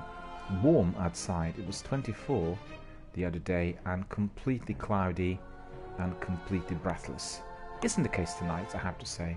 The air outside was, well, humid, but a bit more pleasant compared to the last week or so. Well, we'll carry on with non-weather forecasting, which is our video gaming here. Destiny 2 Forsaken, I should say. That pizza must be affecting my brain. And we are doing Curse of Osiris, and our mission is a garden world on Mercury. So we are proceeding to Mercury immediately. As you can see, it's already been pegged, and we'll basically just go to the lighthouse, and from there we'll turn right, find the flag, and crack on with our mission. Very pleased that I reached level 50, and I'm reaching also the power level of 500, so that is looking and feeling particularly rewarding. lots to do in here. But I've got to tell you, I've been most thorough with the base game. I've done everything that was there to be done. I haven't left a single thing, and therefore, at the end of the base game, I was ready for 37, compared to the usual extra content that would have been introduced since the year 1, and that was raising my light level as well. But you know, I'm enjoying it, I have to say. And I told everyone, if you didn't like year 1, join us today. Purchase that complete edition on $34.99 and love it. And you will have to do a bit more of that gaming because the new chapters will be very much connected to the story. So, you know, without it, we are not going to be able to learn a lot more. Oh, nearly fell into the abyss. My goodness, that was a near disaster. And where do we need to go from here?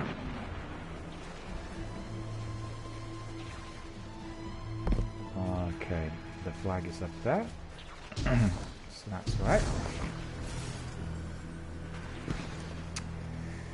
Bear with me, ladies and gents. I need to be resuming my usual position for gaming, which is basically myself standing. I do not like playing games when I'm seated, and the reason is simple. You get deficient circulation everywhere in your back, so when you're standing, you're moving, you're hopping about, and you do not feel you're doing any gaming at all. And that is my personal preference. The difficulty complete if you are doing a gaming on PC, but still the past is the future, can be accomplished. as the present is the past. Vex are on the move.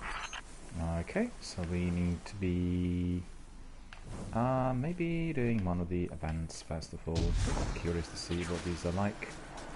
And we'll waste that. And then we'll carry on with the actual mission.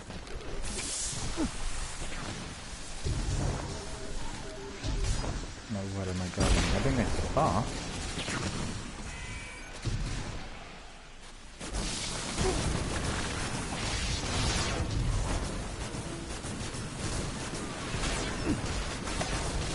Very, very busy in here. Right, so where is the... Oh, it's up here. Okay.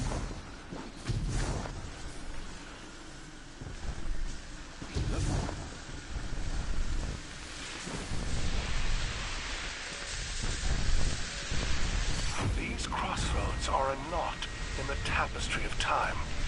You must unravel it.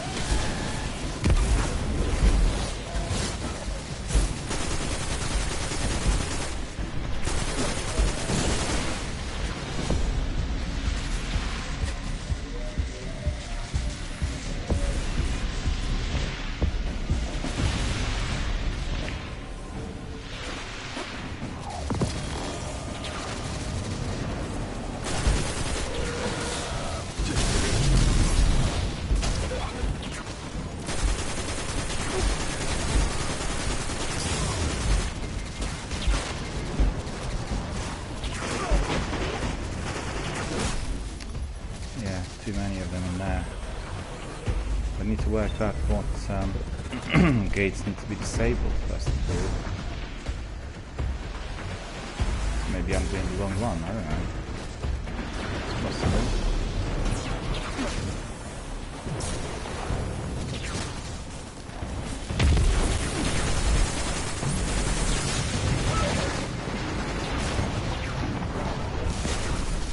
I got killed again. Loads of enemies attacking at the same time.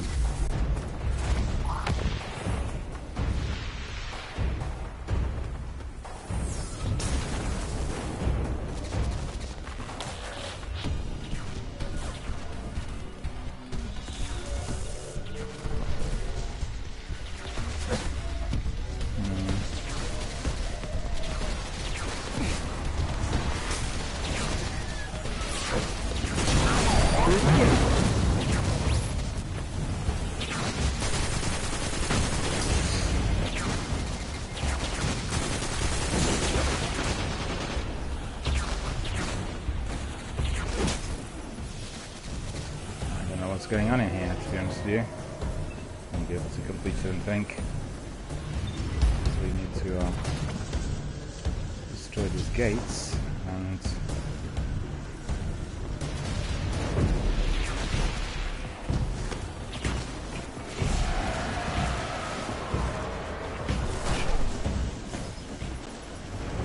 all wrong. I'm doing everything wrong in here. Wrong.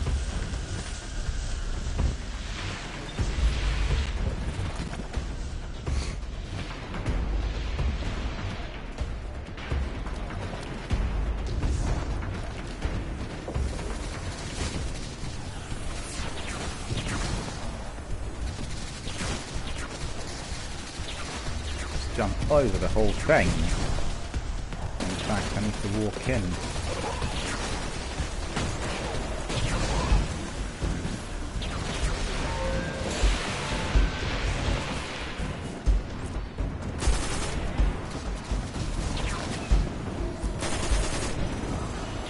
The gatekeepers have fallen.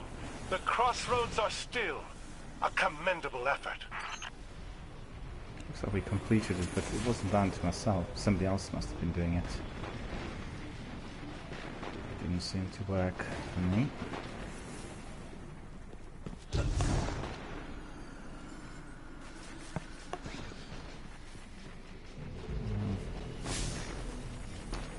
Where's this other event? Oh, we don't have another one. Okay.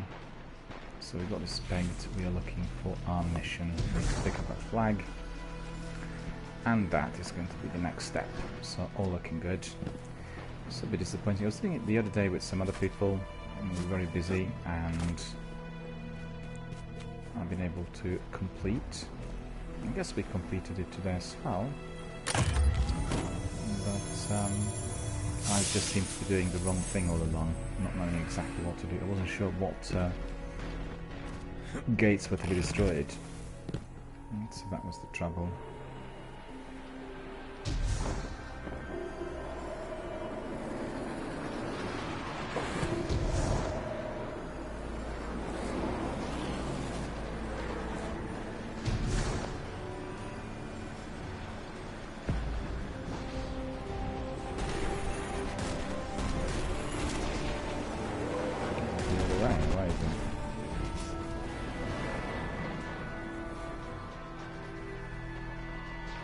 Don't see at all where it needs to go.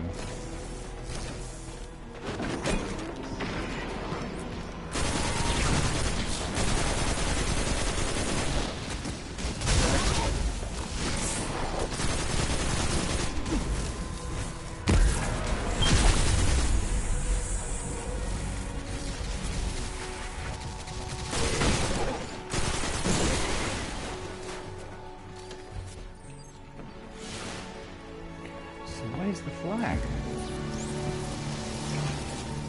Down here. Oh, there. Okay.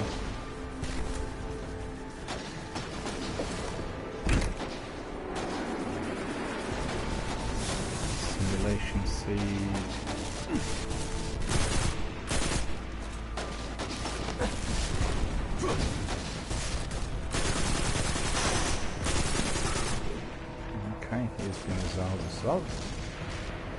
And the flag should be... Yes, the flag is in there.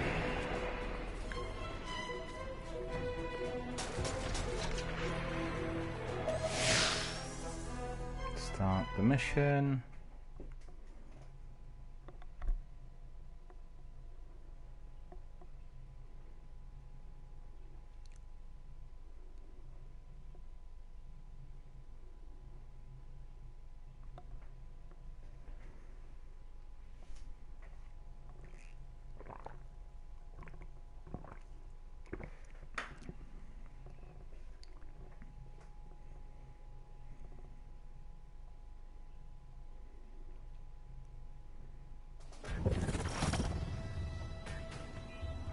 This is our only chance.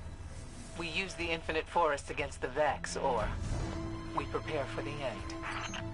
I'm calculating where to send us. The place is easy. Finding a simulation of the right time is a little tricky. All right.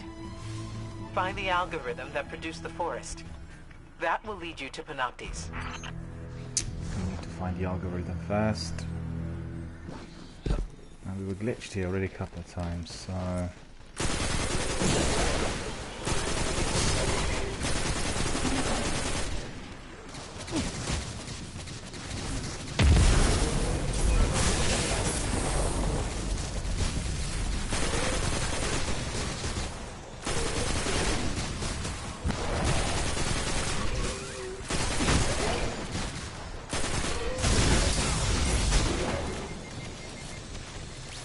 Alright, there's the algorithm in there.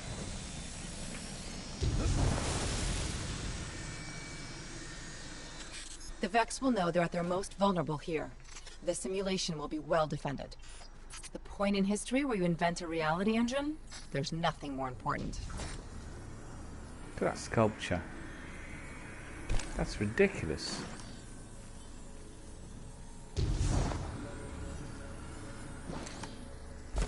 So there's some sort of device in there, you see that? This servitor. Surely it'll be activated at some point.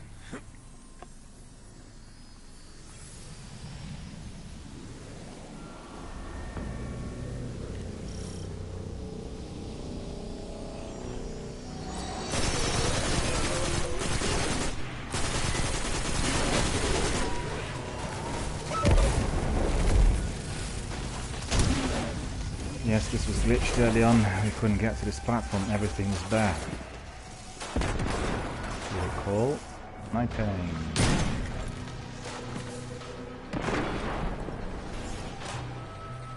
So we come in. Should be definitely a good idea. Actually, sit down for a minute.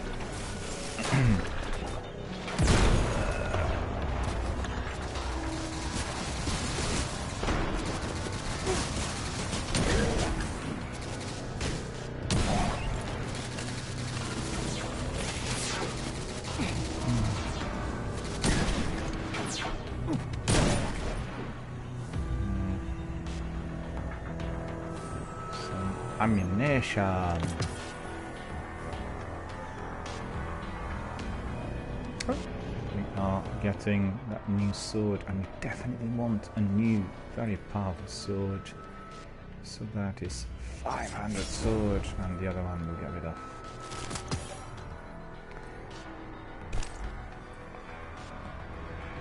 Now we have something else in there as well. What is it?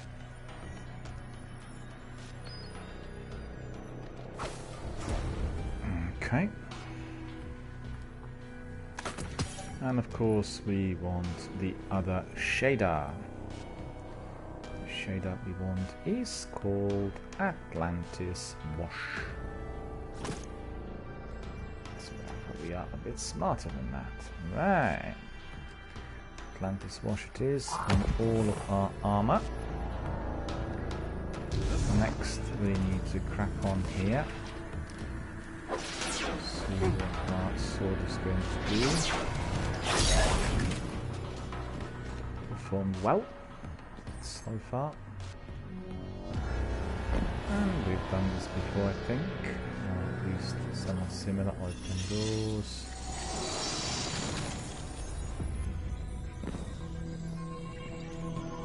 Oh, nearly fell.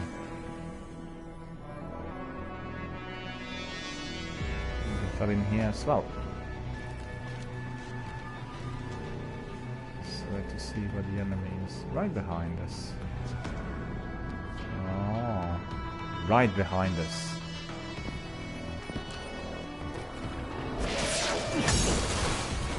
And that's good, does it?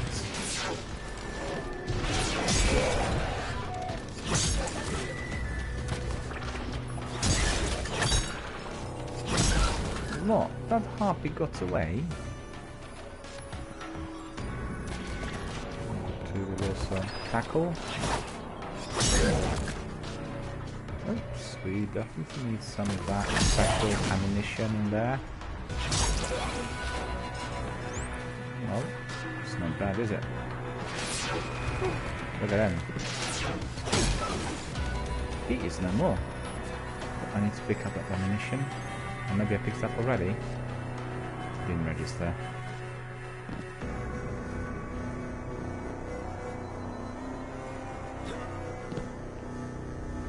Look at that view.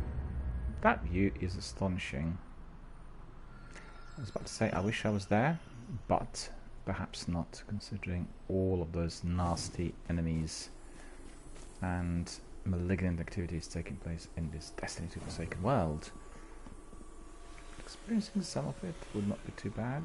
You know, it is going to be very exciting to see what the new chapter will bring to us all. So we are doing the Infinite Forest.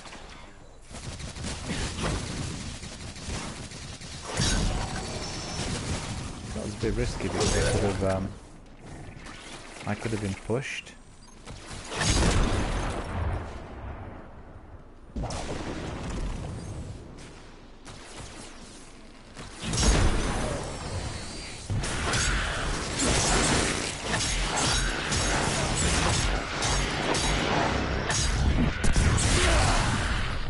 Killed me.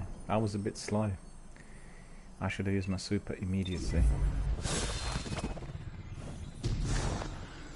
There's so many enemies attacking me at once. Never mind, I got them all. No, no, no, no, no, no, no. What on earth did I do? Look at this. Oh dear me. That's cool. That's called being brain dead. You know, just having a bit of fun jumping in there. But the idea is not to be running forward, but turning left. Get into the right destination, of course.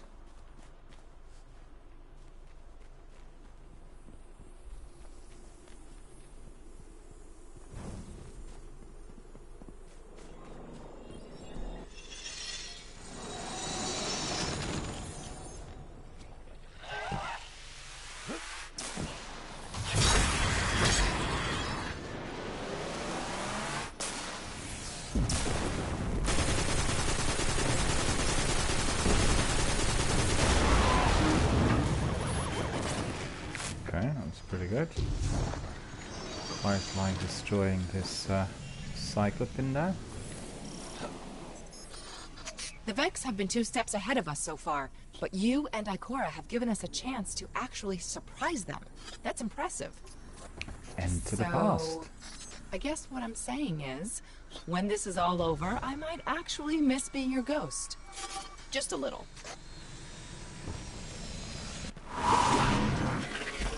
All right, we have to get to the top of that tower and download the algorithm before the Vex create the Infinite Forest.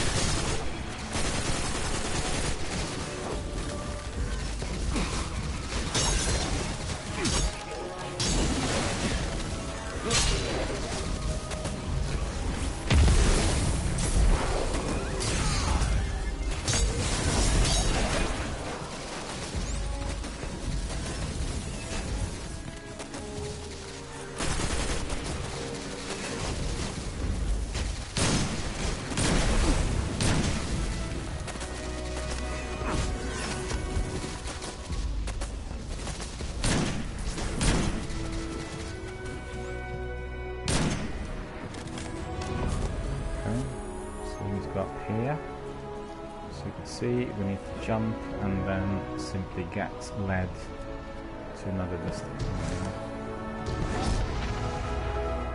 destination. Remember how I said the Vex anticipate everything? They have automated intruder countermeasures here. They'll react and block whatever we do. Just like we thought, they're ready for us. All we can do is fight our way in. Be unpredictable.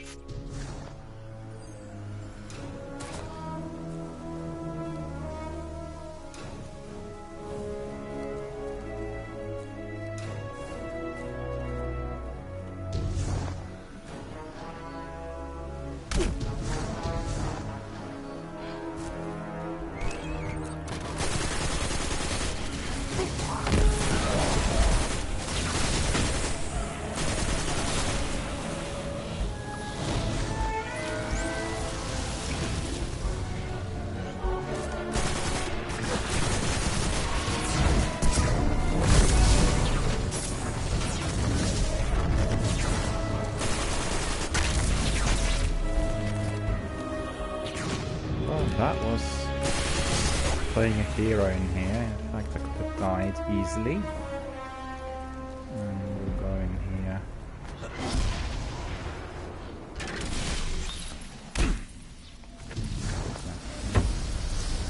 Did manage to get through.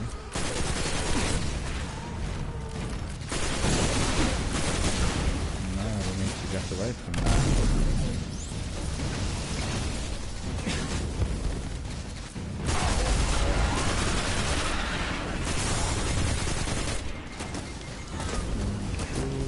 Have a shield.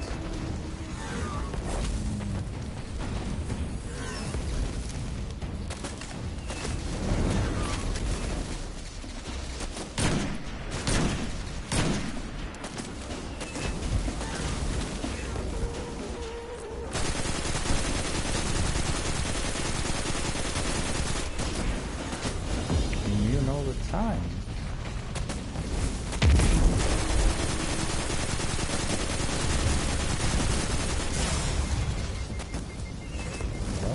It's powerful. This weapon's not doing any damage.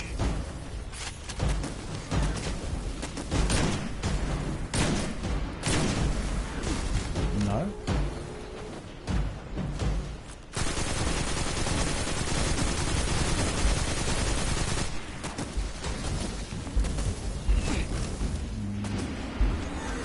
Hold on, I need to work out what to do in here.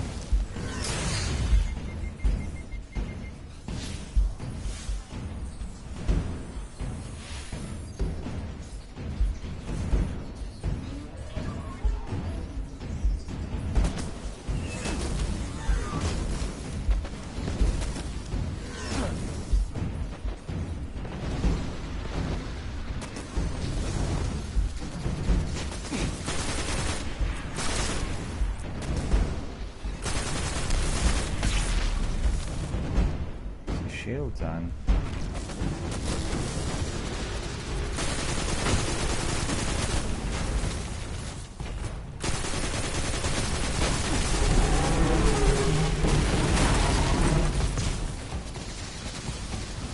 Picked up another helmet. That's good.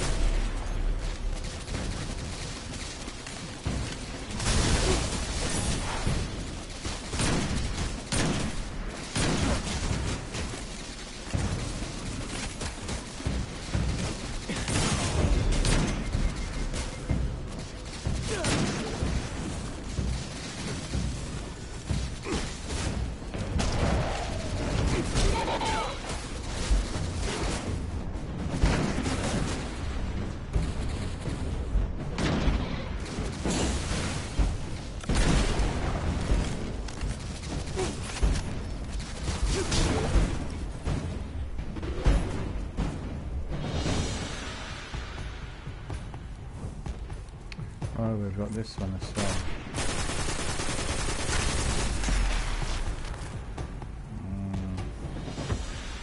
This was tricky.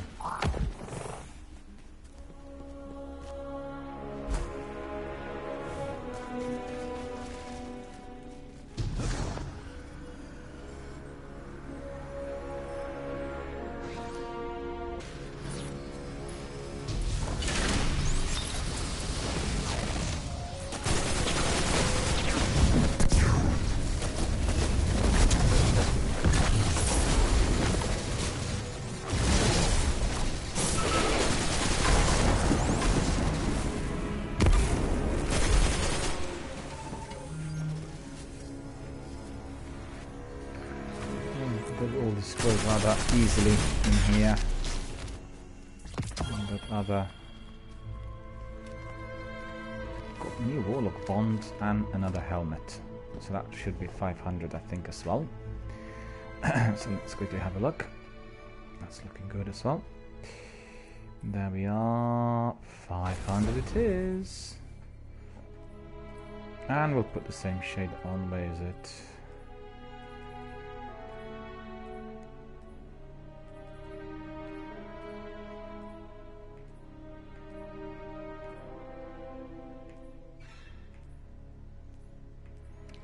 Oh, don't tell me I need to purchase it.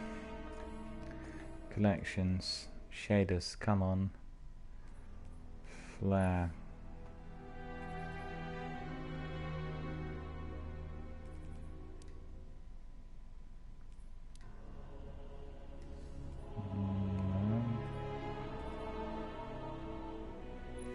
Armor.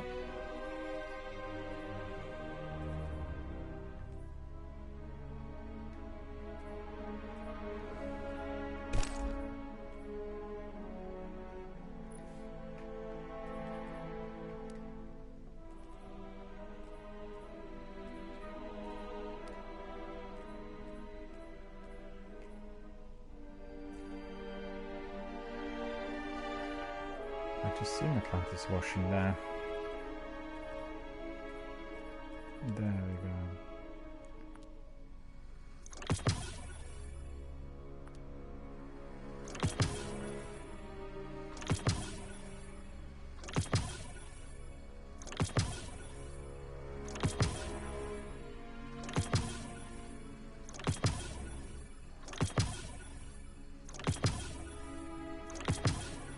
Alright, so I've got plenty of these, and we can go back to my character and then apply it accordingly, and that's to be applied up here. My helmet. There it is, Atlantis wash, apply. There we are. Looks appropriate. We want everything to be blending in well. So that's been achieved. The other helmet needs to be got rid of, and then we'll have also this wall of bond, which is legendary. 500 power. What will it do? Sidearm reserves. Okay. Rocket launcher scavenger. Okay, we'll put that one on. Beto ready. Your health begins to regenerate immediately after picking up an orb. Recuperation. Replenishes health each time you pick up. I put the second one. And then what's this? Tire T armor.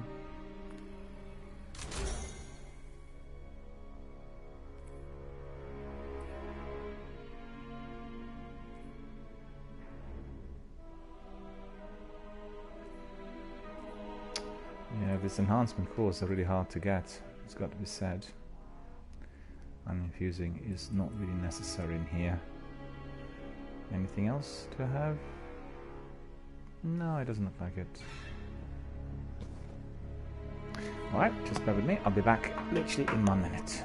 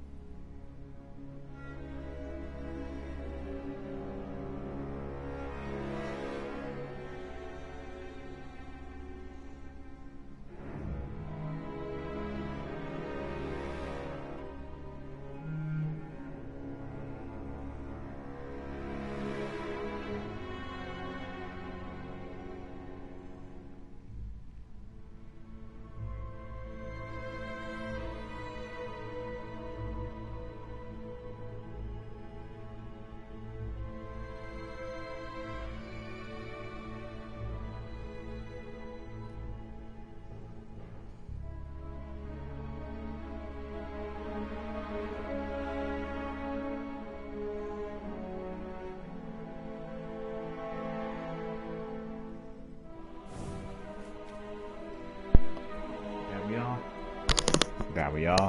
There we are. Carrying on with that adventure.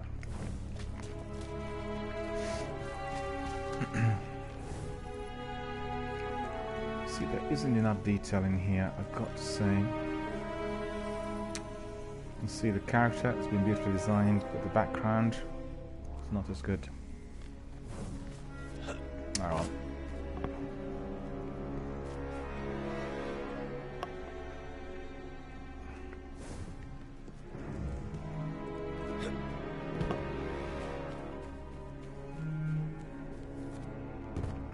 disturbs me is that it's inconsistent. You know, it's present in different maps because you come to another map and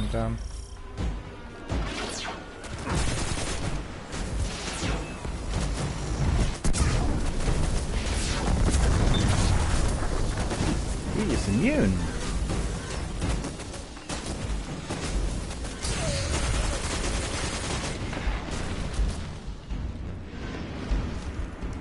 Now I can see where I made a mistake. I'll remember that.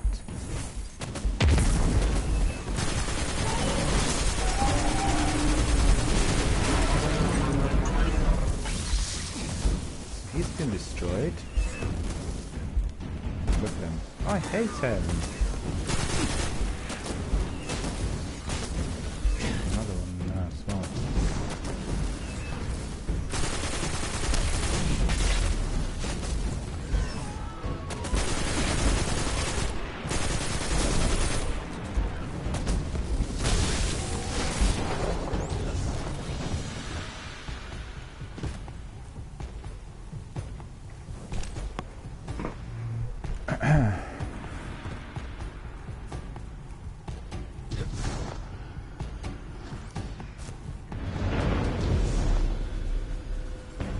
Steps are going upwards, and we need to go in here. Boom. Where do we need to go to? Down here. We're in. Let's get to the top and find that algorithm. Okay, the spy must be up here.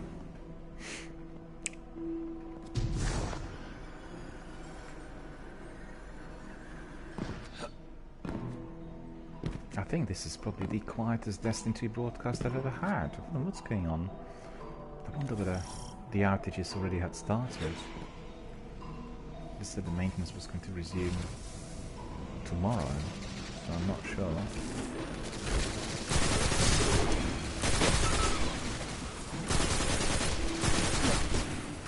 Some of our US friends had some difficulties in accessing Destiny servers even earlier today.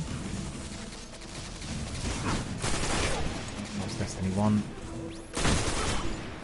Whilst we were live on air.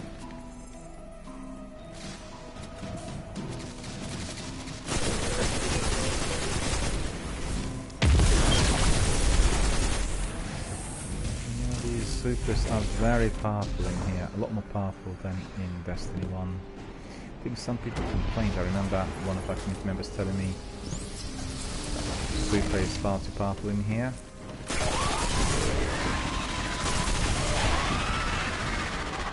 I don't mind it. Quite like it.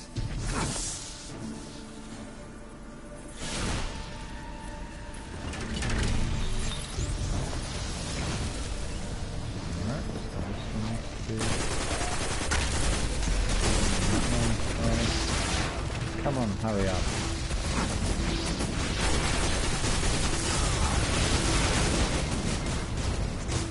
I'm being absolutely obliterated in here, and which is certainly well because I was completely careless. So we need to really observe those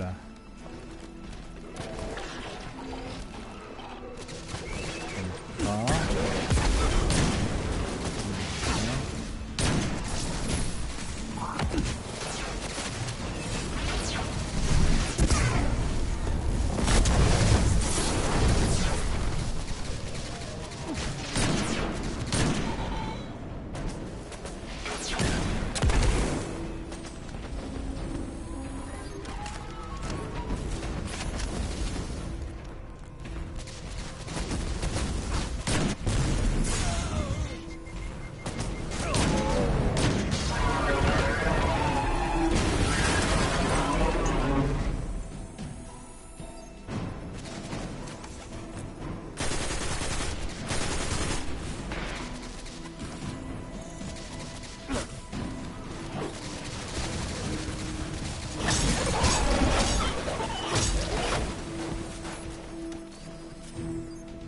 Quite like that. Enemy destroyed. But what do I need to do in here? Skate's here. Hello, Skate. How are you doing? Good to see you. Thank you for joining us. I was just saying earlier that today I've had the quietest Destiny 2 broadcast ever, and I think it may be to do with the fact that some people are having difficulties in accessing Bungie's servers, which is what I experienced yesterday and earlier today. And as you know, they're prepared for that maintenance. The maintenance is to take place tomorrow, but you never know. You know, the outages could start earlier if they're doing some serious works, and that itself may be of concern to some people, and therefore, you know, maybe they just decided not to be even trying tonight. Okay, so let's see.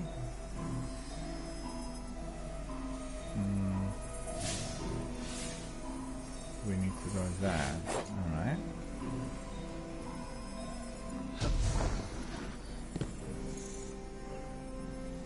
No, where did I go? Down below. Okay. Is it here?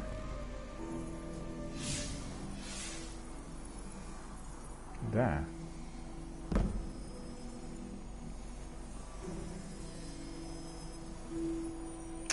I see, I need to go up there. Boo! Should have seen that earlier.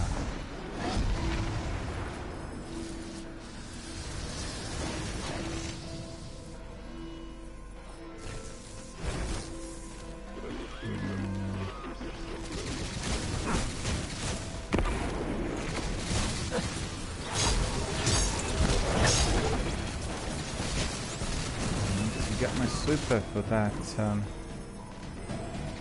Hydra in there.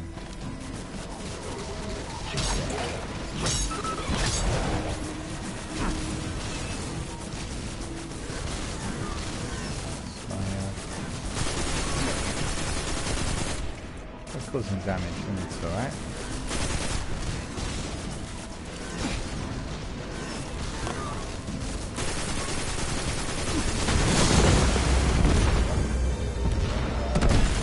Best of Year 1 engram. I got Best of Year 1 engram. That's astonishing. Really happy about that one.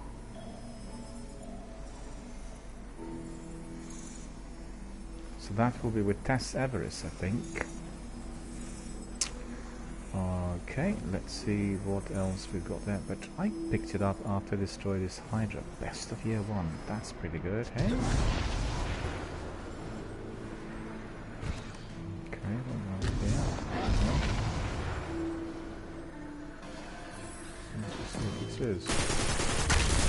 Let's shut this machine down.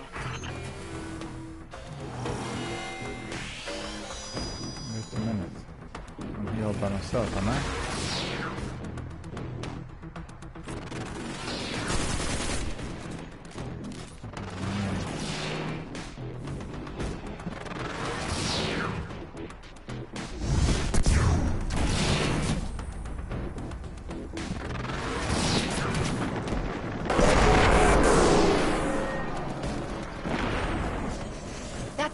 We've done it. Yeah, that's right. Super does it. Always keep your super for those beasts. Makes a big difference. So what's skating tonight? Very good to see you. You're the first person that popped in and said hello, you know. Which is astonishing. I usually have many dozens of people coming in. Tonight, you're the first one, and I've been on air for 3 hours. So, rather unusual. Locate Panoptes. Just have a brief bite to eat before we carry on.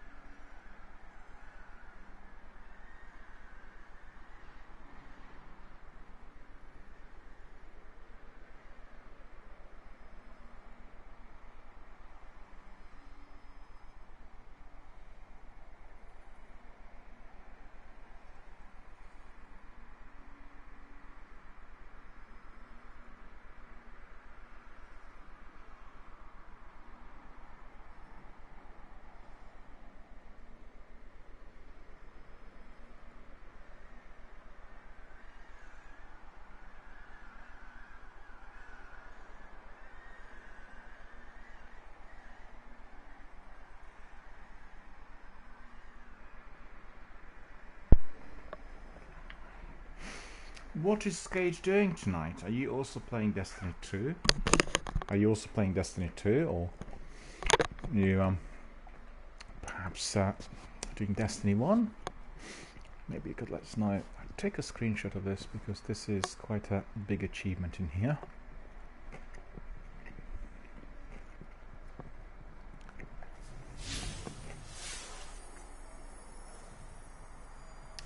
Use the source algorithm. Okay. So where would that be? Maybe here? Oh, there. I see. So I need to jump. Okay.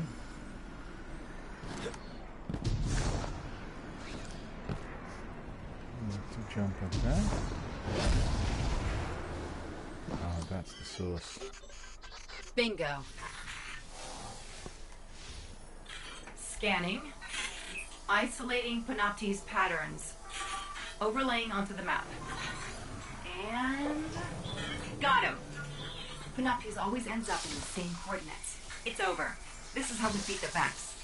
I've detected a change. A new future. I will inform Osiris. Wait. A defensive subroutine? New reality branch is forming. No! No!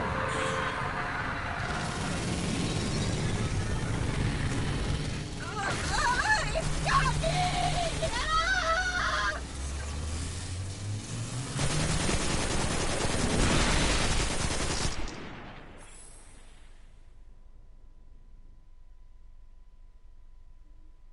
So what's happened?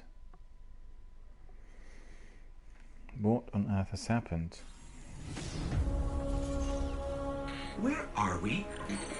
Mercury? How did we get back here? The last thing I remember, we were in the EDZ. We found that device and then... wham!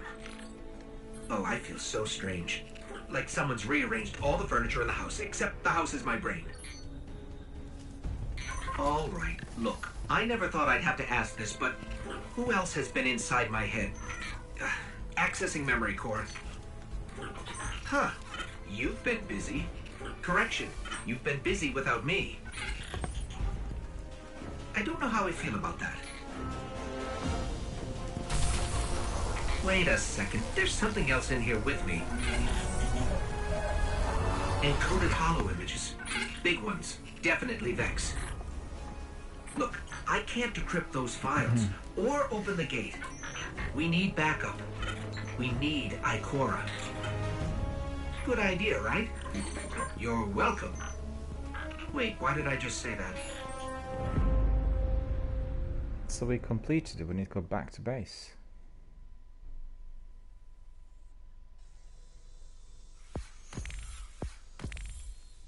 The garden well completed. Milestone updated.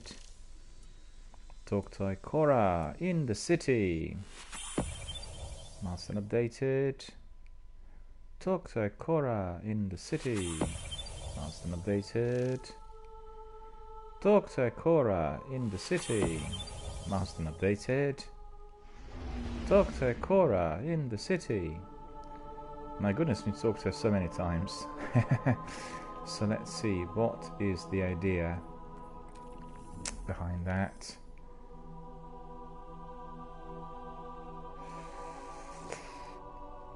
Curse of Osiris, talk to Ikora, Ray in the city, Warmind. Okay, so loads of people, and we have plenty to do. And also don't forget, we did get some pursuits in as well, completed several bounties.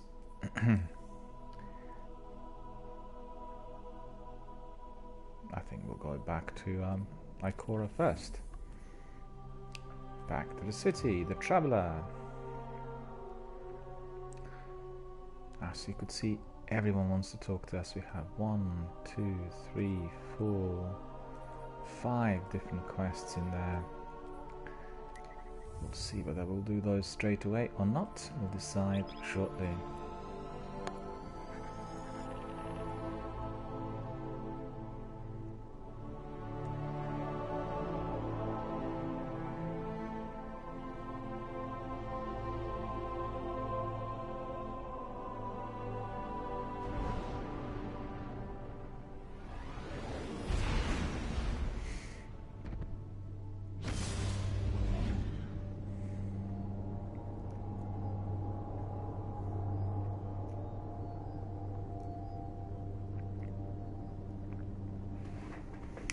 We are going back to the city. We need to talk to Ikora and also to some other people there. As you can see,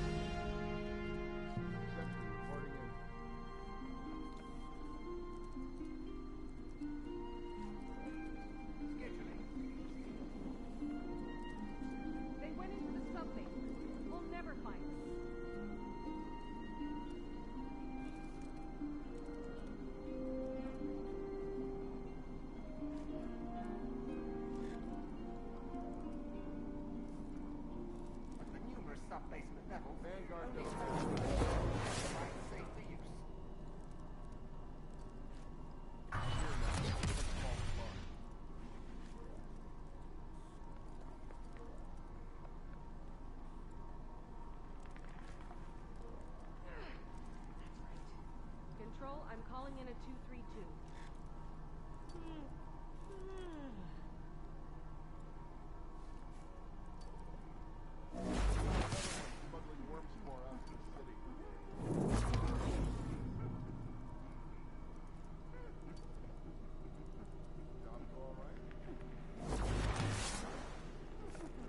Yep, it's me.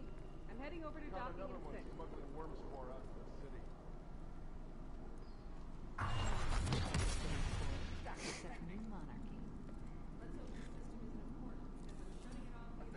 Sub-basement levels, only certified safe for use.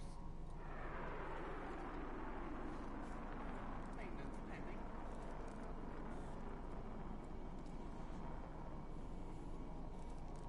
Sentry reporting in. If we shut that line off, the south elevators are gonna freeze. Status pending. At the numerous sub-basement levels, only 4 have been cleaned and certified safe for use.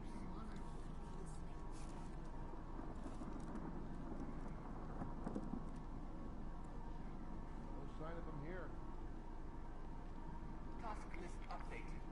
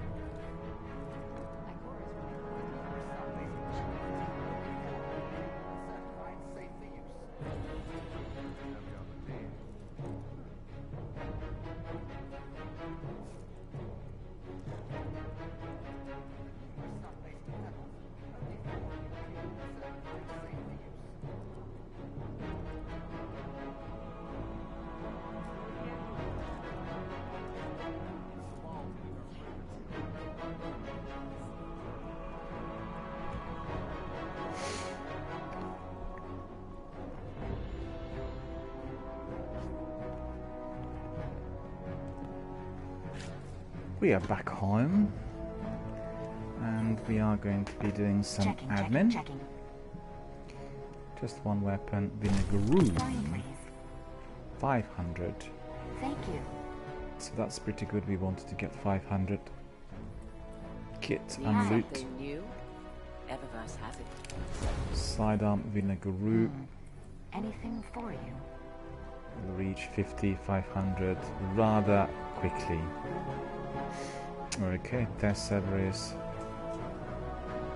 has something for us. Welcome to Eververse.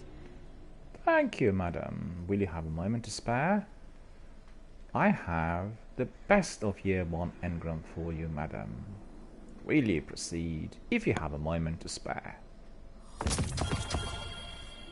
And we got a vehicle, a shader, and Eververse bounty note. Good. Eververse bounty note. Let's see. Vex defeated. Precision kills. Resources collected. I think the first one will take just this one. Can't have any other ones. Thanks for shopping Eververse, Guardian. My pleasure, madam. I'll be back after another hard battle. Fear God. Don't get too distracted by the Another new king. setup, Guardian. Roderick, 500. So we'll try these weapons. Fenchurch says a lot of fantastic things. I tend to believe him. 160. Solo stand is 150. No word from Fenchurch today. He must have found something interesting. Fenchurch is not here today. We gather.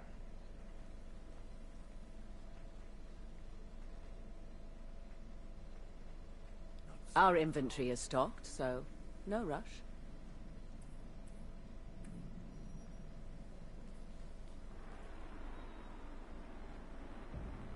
Switch the routes.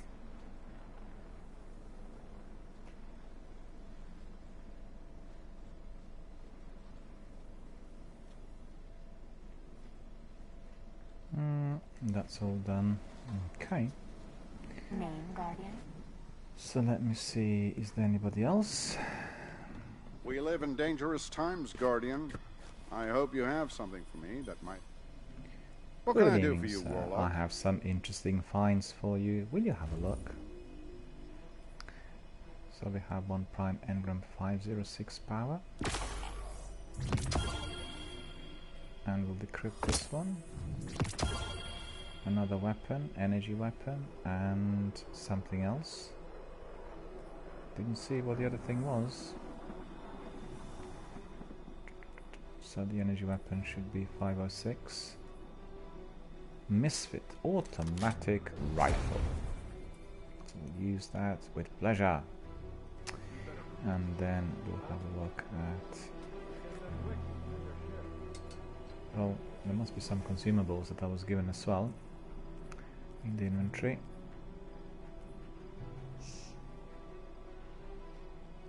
Just got 2 enhancement cores. I must have used them because We I have live a few in more. dangerous times, Guardian. I hope you have something for me that might help you make it Paperclip safer. is here. Hello, sir. How are you doing? Paperclip says, hey, Daniel, how are you, sir? I'm splendid, my dear friend. I'm doing my Destiny 2 Forsaken broadcast today, and I have to tell you, it has been the quietest broadcast Remain of vigilant, Destiny 2 Guardian. We may altogether. never quite be as safe as And we I've no idea as to why that is. It's likely that there are some outages already as they are preparing for the maintenance tomorrow, because usually we get a few dozen people popping in saying hello. Today we had nobody. We had just Skate and then indeed yourself just popping in within the last 10 minutes, and I really appreciate it. And Paperclip says, I'm mobile right now, but I wanted to say hello. No worries, thank you very much for popping in and saying hello, really appreciate it. We are progressing with Destiny 2 rapidly forward. I'm already level 50, coming to 500 power level as well. And presently I'm doing Curse of Osiris, the first DLC, attempting to complete it in full. And I'm pleased to say that I completed absolutely everything, every single task in Destiny 2 base game. And by the time I completed everything, inclusive of some additional adventures that came in with the latest complete edition, I already reached the power level of 420 compared to the original 305. So that was pretty good. And Paperclip's asking, that sounds awesome, how do you like Destiny 2? I like it a lot, but I have to tell you, I like it a lot on the Destiny 2 Forsaken Complete Edition, which is the latest one that's been recently released, replacing the previous Digital Deluxe. And there is a lot of extra content in there, all the updates and everything introduced. So when you go through Destiny 2 base game, it has been significantly changed. There are lots of adventures, there are many more enemies, the open world is very active, plenty of world events, and it does have a completely different feel. So I like it a lot more to what I would have done right at the beginning, but I always liked it, you know. It wasn't myself, I was not in the camp of people who dislike Destiny 2 Forsaken, but it's just a different game. It does have a lot more of the RPG content, and I think they will want story missions to be even strengthened with the new Shadowkeep DLC that is coming our way in September. So I think it's very important that everyone becomes very familiar with story and everything first DLC, which also I think has been reworked.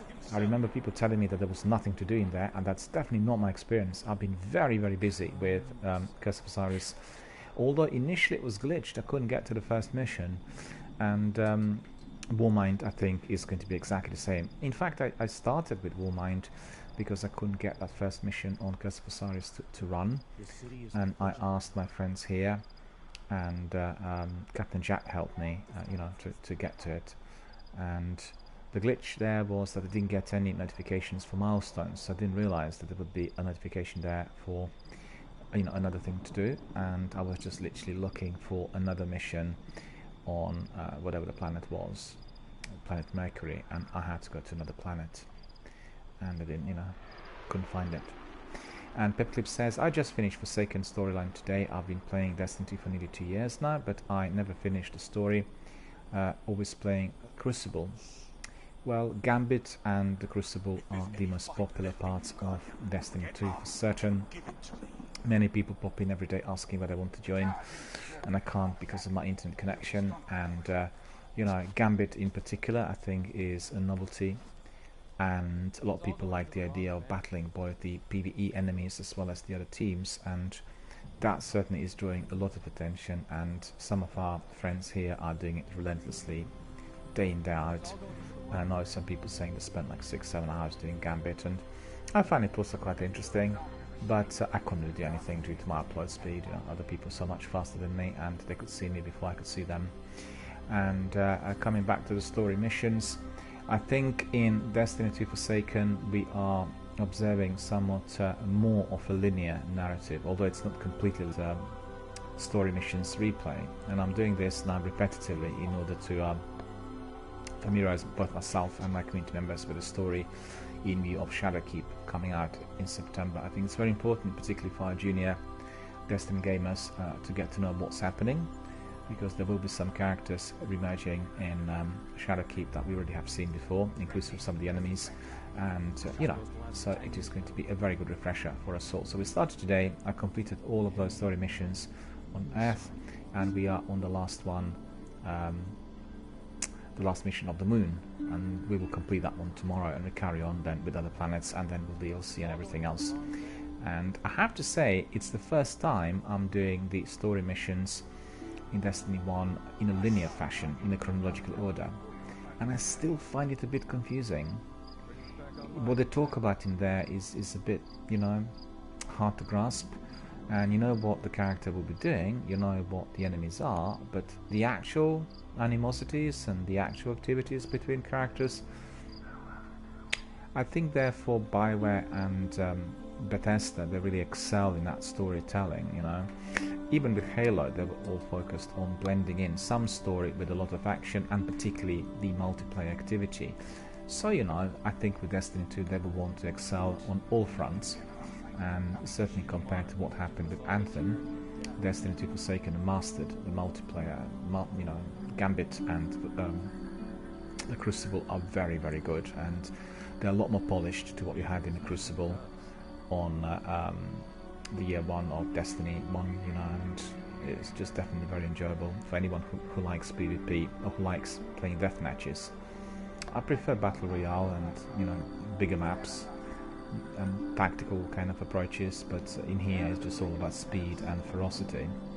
So really, really good, and I'm enjoying it, you know, really, and I think they'll work more on the story, and they're integrating Destiny 1 with Destiny 2. We'll have cross-platform saves first, then cross-platform access.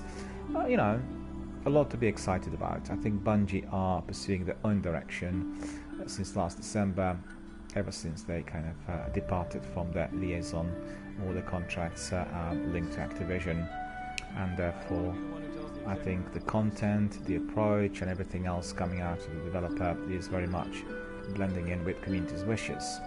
They're listening to the community and they're providing the content. In fact, at the end of that documentary called Out of the Darkness, that is dedicated to the new chapter, they said all they want to do is to work hard, to dedicate the entire team to whatever, you know, the community really wants them to do, and that would be, you know, all sorts of activities.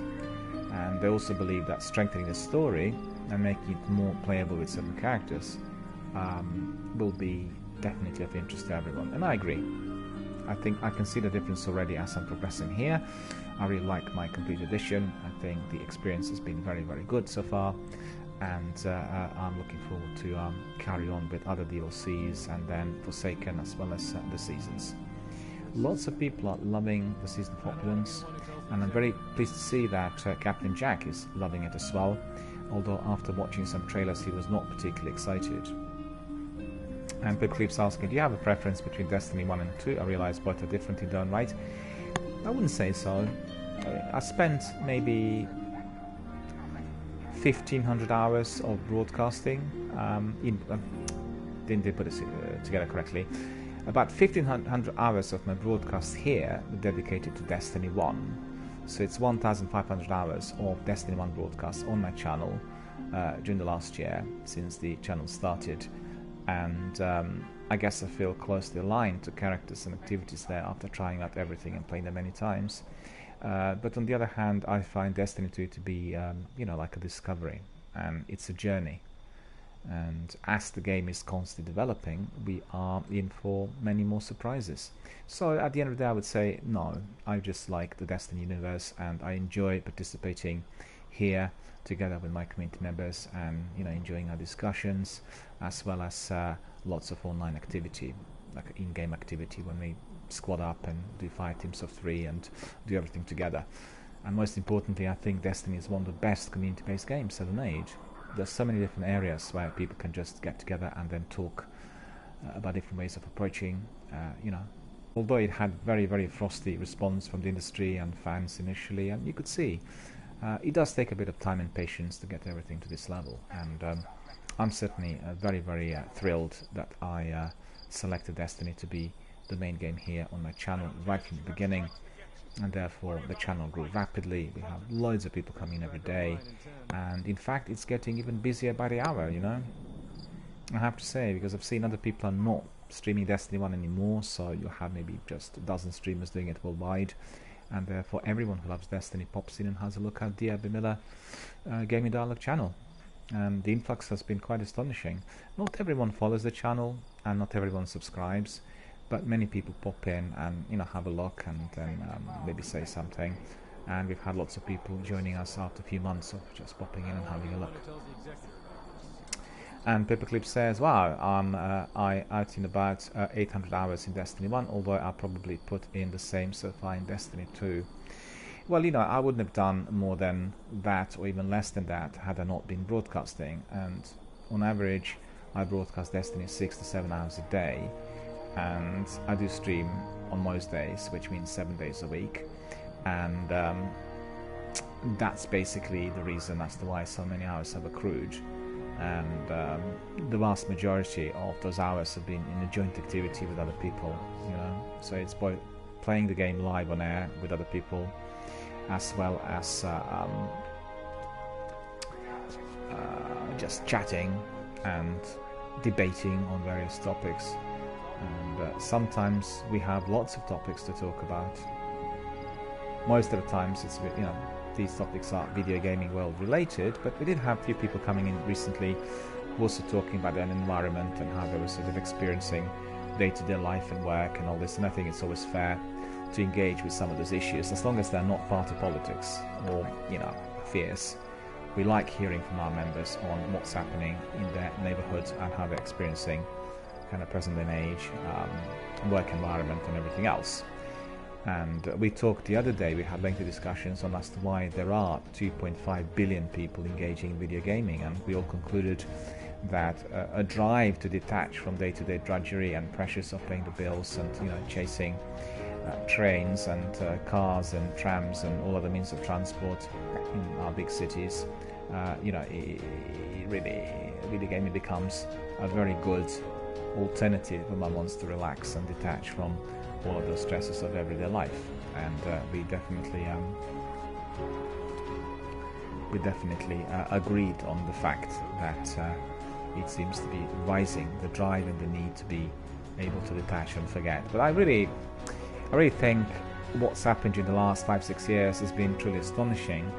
As the tech developed, we became able to talk through Twitch in the same way as we would have done through maybe WhatsApp or messengers, previously Skype, and the bonds that people create are very close, you know. People get to know each other through those chats and activities, and they become really good friends. So that's great, I really like it. And, you know, I really like the fact that on a channel where you don't have any video of the broadcaster, I, you know, have no intention of doing my webcam here. We are solely focused on the content, and we are definitely engaging with all of our community members' views, and there are many interesting topics raised. I really started the channel because I wanted to see how this would work in a video gaming environment, because I originally wanted to run, and I was running, a channel called Film Dialogue dedicated to film history. The only trouble there is you have a very limited number of films that can be streamed due to copyright laws and all other infringements, you know, and or restrictions, I should say.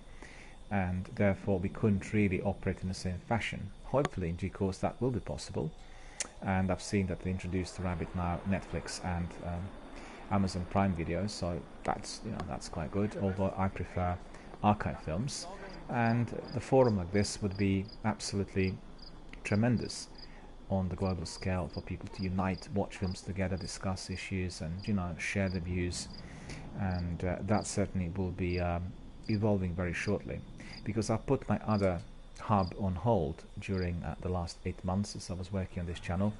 Evidently there is enough time in the day for everything, but we'll have maybe half day dedicated to video gaming and half day dedicated to the film industry when everything unravels, you know. That's the idea. Pipclip says, I always appreciated that conversations you have with your audience. I think you are one of the few I've met that really engage and talk to your chat friends. Yeah, that's true. And, you know, I've done some research on this, because some of our community members told me that they also follow and watch other channels, and generally they feel that the broadcaster is very busy with his own game or with his discussions with maybe people who are on his fire team and nobody else. Can be the case, can be, you know, the real problem, but I think if you're not looking at professional broadcasters, people who are, you know, dedicated to this sort of activity full time, you really are looking at people who are trying to squeeze in a few hours of the day in order to both play the game, enjoy it, learn about it, excel in it, as well as to stream it to others. So the interest in the community and people's opinion is minimal. It is just like something to do in order to have some followers, to show off, and, you know, that sort of thing. I think this, if it does happen, you know, in that format, then it is a wasted opportunity. What better way to build your community and enhance your game and have a lot of entertainment and fun with everyone, but, you know, to talk and to engage with various topics. So, you know, on the other hand, some people perhaps do not have skills which are required, you know, to be good in conversations online, to be as attentive as possible, to be well spoken. Maybe sometimes it's the question of the language, and, you know, these sorts of issues can come across. In fact, I watched quite a few European streamers, you know, people who are from the non-English speaking world, the language they use sometimes disturbs me because it's all kind of made up and it's all been soaked up from some of the television series which in fact are presenting the language which is fairly unnatural. You probably recognize that when you watch some of the you know, films in America. People talk in some of the films in a way which is completely unnatural. In real life people don't talk like that, and then, you know, it's just a bit doesn't seem to be blending in too well with what the majority of people really want. And certain phrases which are used, you know, as well, they become like standard phrases, and I mean, fair enough, people use them in real life, but all of that becomes a bit overbearing. I think having some degree of education in terms of, you know, how to do certain things live online would always help. And I think generally the channels I like and those that are well received will come into two categories. You have one lot that are full of excitement and activity and maybe high-paced action, you know, competitive streamers like Dr. Disrespect throwing in puns and doing sort of sarcastic, ironic types of things. And then you have the others who are learning on the job, and then you have some people who are absolutely well skilled and developed in the area of online communication. So, you know, it's quite a variety. Twitch is constantly growing, and I'm very, very pleased to say that there will be many more broadcasters and there will be a lot more competition and have a lot more interesting content. So, you know, I absolutely support and applaud basically to all these efforts that the company made so far.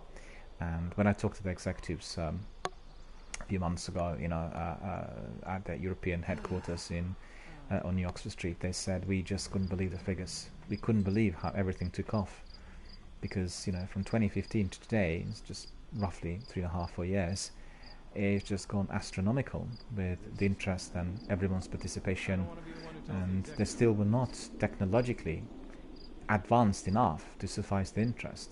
It's getting better, but, you know, many problems in there in terms of how certain things are done. And I really think it's wonderful. I think it's opening up new horizons of ideas. I personally want to see also Twitch opening up to non-gaming streamers, so that we would have quite a variety where people could bring in their own topics. And, you know, gaming will remain obviously pegged to Twitch for many, many years, because there is such interest in video gaming at the moment. People are loving it, and they're loving it because the gaming overall, as it stands today, is providing everyone with the means of communication. So just to come back to what you said, if some of the broadcasters are not talking to the community, they're basically missing out on a major opportunity, and that is certainly not the case here. You will recall that every single participant that comes here is addressed. I don't have currently an influx of maybe 500 messages coming in a couple of minutes, and indeed, if this was the case, I would take lengthy breaks during my broadcast in order to look at what was said, answer everything, get people together. You know, very, very important. And Paperclip says typing is harder with the mobile. Absolutely. I was using it the other day, and I had messages on my, you know, full display here with 3 screens, and then I was doing also a few messages on my mobile, and it's much slower. It's a lot easier to use your computer, obviously, you know, keyboard, and tablets also can have keyboards. And Pipflip says non-gaming streamers are getting more and more popular on Twitch. Yes, and I think you have the channel called Just Chatting, and there are lots and lots of people in there who are using that for connectivity with their own community members. The trouble there is, if you don't have a game that is attached to, or a film or some other, you know, topic attached to what you're going to be discussing, it becomes a bit difficult, because algorithms do not detect topics. They'll just, you know, bring up the number of people who are with a certain number of followers or viewers, and therefore somebody who's running an interesting non-gaming channel may well be at the bottom of the pile, and it will require more of that tech input, and it will require also some other sections where people will be able to maybe watch music and watch films and maybe watch current affairs. And you know, Rabbit, I don't know where you tried it. Rabbit, which is rab.it, is a portal based in America, that enables people to stream off their browser. So you download the app and you can stream whatever is accessible through your browser. So that includes YouTube and any subscriptions you have to play, you know, Amazon Prime and Netflix and various other forums. That's very good because principally anything that is playable on the internet can be streamed through Rabbit, and therefore people can pop in and have a look. It was run as an excellent application until a few months ago when they started changing the layout and the algorithms significantly altered the access to certain channels. In fact, they deleted the whole section of profiles, which I find completely nonsensical, as the profiles had a calendar of activity, and you know, they've not been as successful of late. I don't know why they've done this, to be honest with you. They're just basically opening up to kind of direct access to people's streams, and how on earth is somebody to know when something is going to be you know, streamed? And you know, it's just not very good. But as a tool, it's very good for presenting anything that is accessible in audiovisual terms on the net, particularly anything on YouTube. So anyone who wants to do films or music or anything, they can easily stream that off YouTube through that app, and that is really rewarding. And Paperclip says, well, I have to meet some co-workers for dinner. Hope you are having a great evening, and I'll be back hopefully tomorrow. Well, thank you so much, sir, for popping in and for saying hello. Equally, I wish you a very, very good dinner with your co-workers. In fact, today I had 2 dinners. I had my usual dinner at 4:30 p.m. In my local restaurant, and then I've had a snack which was especially made for me by certain people. Sourdough pizza was made freshly for me, and I was able to bake it and have a few bites, and it was really wonderful. So I am very, very full, perhaps more so than what I usually would be at this time of night. And it's been a very, very good day. So I also wish you a very, very good evening, and also a very good dinner with your co-workers. And you know, we'll catch up soon. Pop in tomorrow. Just keep in mind that tomorrow Destiny and Bungie, well, I should say Bungie, are having a major maintenance done. So there'll be no Destiny server access 1 and 2 for 12 hours tomorrow. And the outages or the maintenance will start 7 AM Pacific time and will end at 7 PM Pacific time. That will be from 5 PM in the UK to about 5 AM as well on our shores. So tomorrow we'll probably have greatly reduced streams worldwide due to that maintenance. It's been well advertised today, and it is in view of their cross-platform work, which are currently being both worked on and I guess pursued. Right, so we talked to Paperclip, and I thank Paperclip for popping in and saying hello, as well as our friend Skate. Very glad to see that you guys popped in. We need to talk to Akora, and we are going to do this straight away. We'll see what she has to say, and just a moment, I need to really tag her, because otherwise I'll be walking around. Akora is here. So we'll track. I love the way the city has been designed. It's somewhere halfway between Normandy and what we have in Anthem, you know, Fort Tarsis. Looks very similar. In Fort Tarsis there is also this kind of bazaar.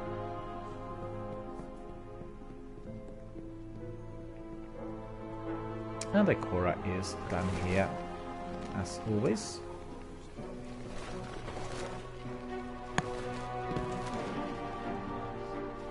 Just want to have a look down here. So. It's all falling apart. Yeah, I don't really like the design of this section, which is ahead of us. I think it is not as detailed compared to, you see this? If you look at that, it looks like concept art. It's not as meticulously done as in Destiny 1. So if you look at this, this is meticulous. There's a lot of attention given to detail, and you could tell they worked on every single bit. But if you look up there, this is half-baked, and that really will need to change in due course in order to get everything to the same level, you know, the same standards for every map. Good to see you here. What can you teach me? So let's see. Ikora wants to talk to us. Rise to the challenge. Mediation comes in many forms. For some, it's reflection. For others, it's action. All that matters is that you take the time to be intentional about growing in the light. Complete daily and weekly challenges to test yourself and grow further in power. Indeed, madam, we shall accept your quest. I refuse to allow us to come this close to victory and fail. Sagira's sacrifice has to mean something. You know where Panoptes went. She was our key. Osiris may have taught me everything he knew about being a warlock. But that's not everything I know. You must return to Mercury. And this time, I will go with you. Ikora will go with us to Mercury. Well, that's exciting. It's actually the first situation in which she will be accompanying our Guardian. She was otherwise in Destiny 1 always tied to that lower deck in the city, as you remember, and in this instance she will be up and about, so really exciting, and really look forward to that experience really with her doing a mission. And we'll have here Curse of Osiris, complete mission Omega on Mercury, and we are going to be accepting this with relish, and there are no other inventory items in there. May you find what you seek. May you find what you seek, Guardian. Indeed, madam, I shall. What else Fear can God, you do, honor the king. So let me think. We have loads of other tasks here. What I like about Destiny 2 is that the tasks are building up, but you're not being pressurized to do them straight away. So as you can see, we have several quests, and even 5 or 6, I would say. So it's 1, 2, 3, 4, 5, and then in addition to that we have Guardian Hall, Complete Bounties, Bazaar, The Last City, so we've been given this as well by Ikora. So that's pretty good, and we need to go back to Mercury. You know, we're not pressurized to do this, so this is like Make an Impact quest, and we have Armor Flame quest and Sight Should Repeat quest. So these are all kinds of quests, but we are going to be pursuing our story mission first, and we want to complete the Curse of Osiris in full, and then we'll go and do these quests. So remember that. That's always a good plan, because if you're hopping from one to another, you lose sight of the actual story, and I think Destiny 2 Forsaken is more of a story-based game compared to the original, and it's very important to remember all the characters and all the activities, because all that is being developed at present will be even more tied to the story. And I think the reason for that is that lots of people complained that Destiny didn't have, Destiny 1 that is, enough of RPG elements, and people complained that were, I guess, not as happy as they could be. So they are working on this in the sequel. It is taking time, and it is already into the 3rd year, I think, isn't it? Okay. Let me think. Yeah, that's correct. We are into the 3rd year of Destiny 2, and I don't believe it. Outages on the network. I'll have to discontinue my broadcast and then come back because of these outages. The outages are taking place on PlayStation Network, so bear with me. I will be back very shortly. Stay with us, and my broadcast will resume almost immediately.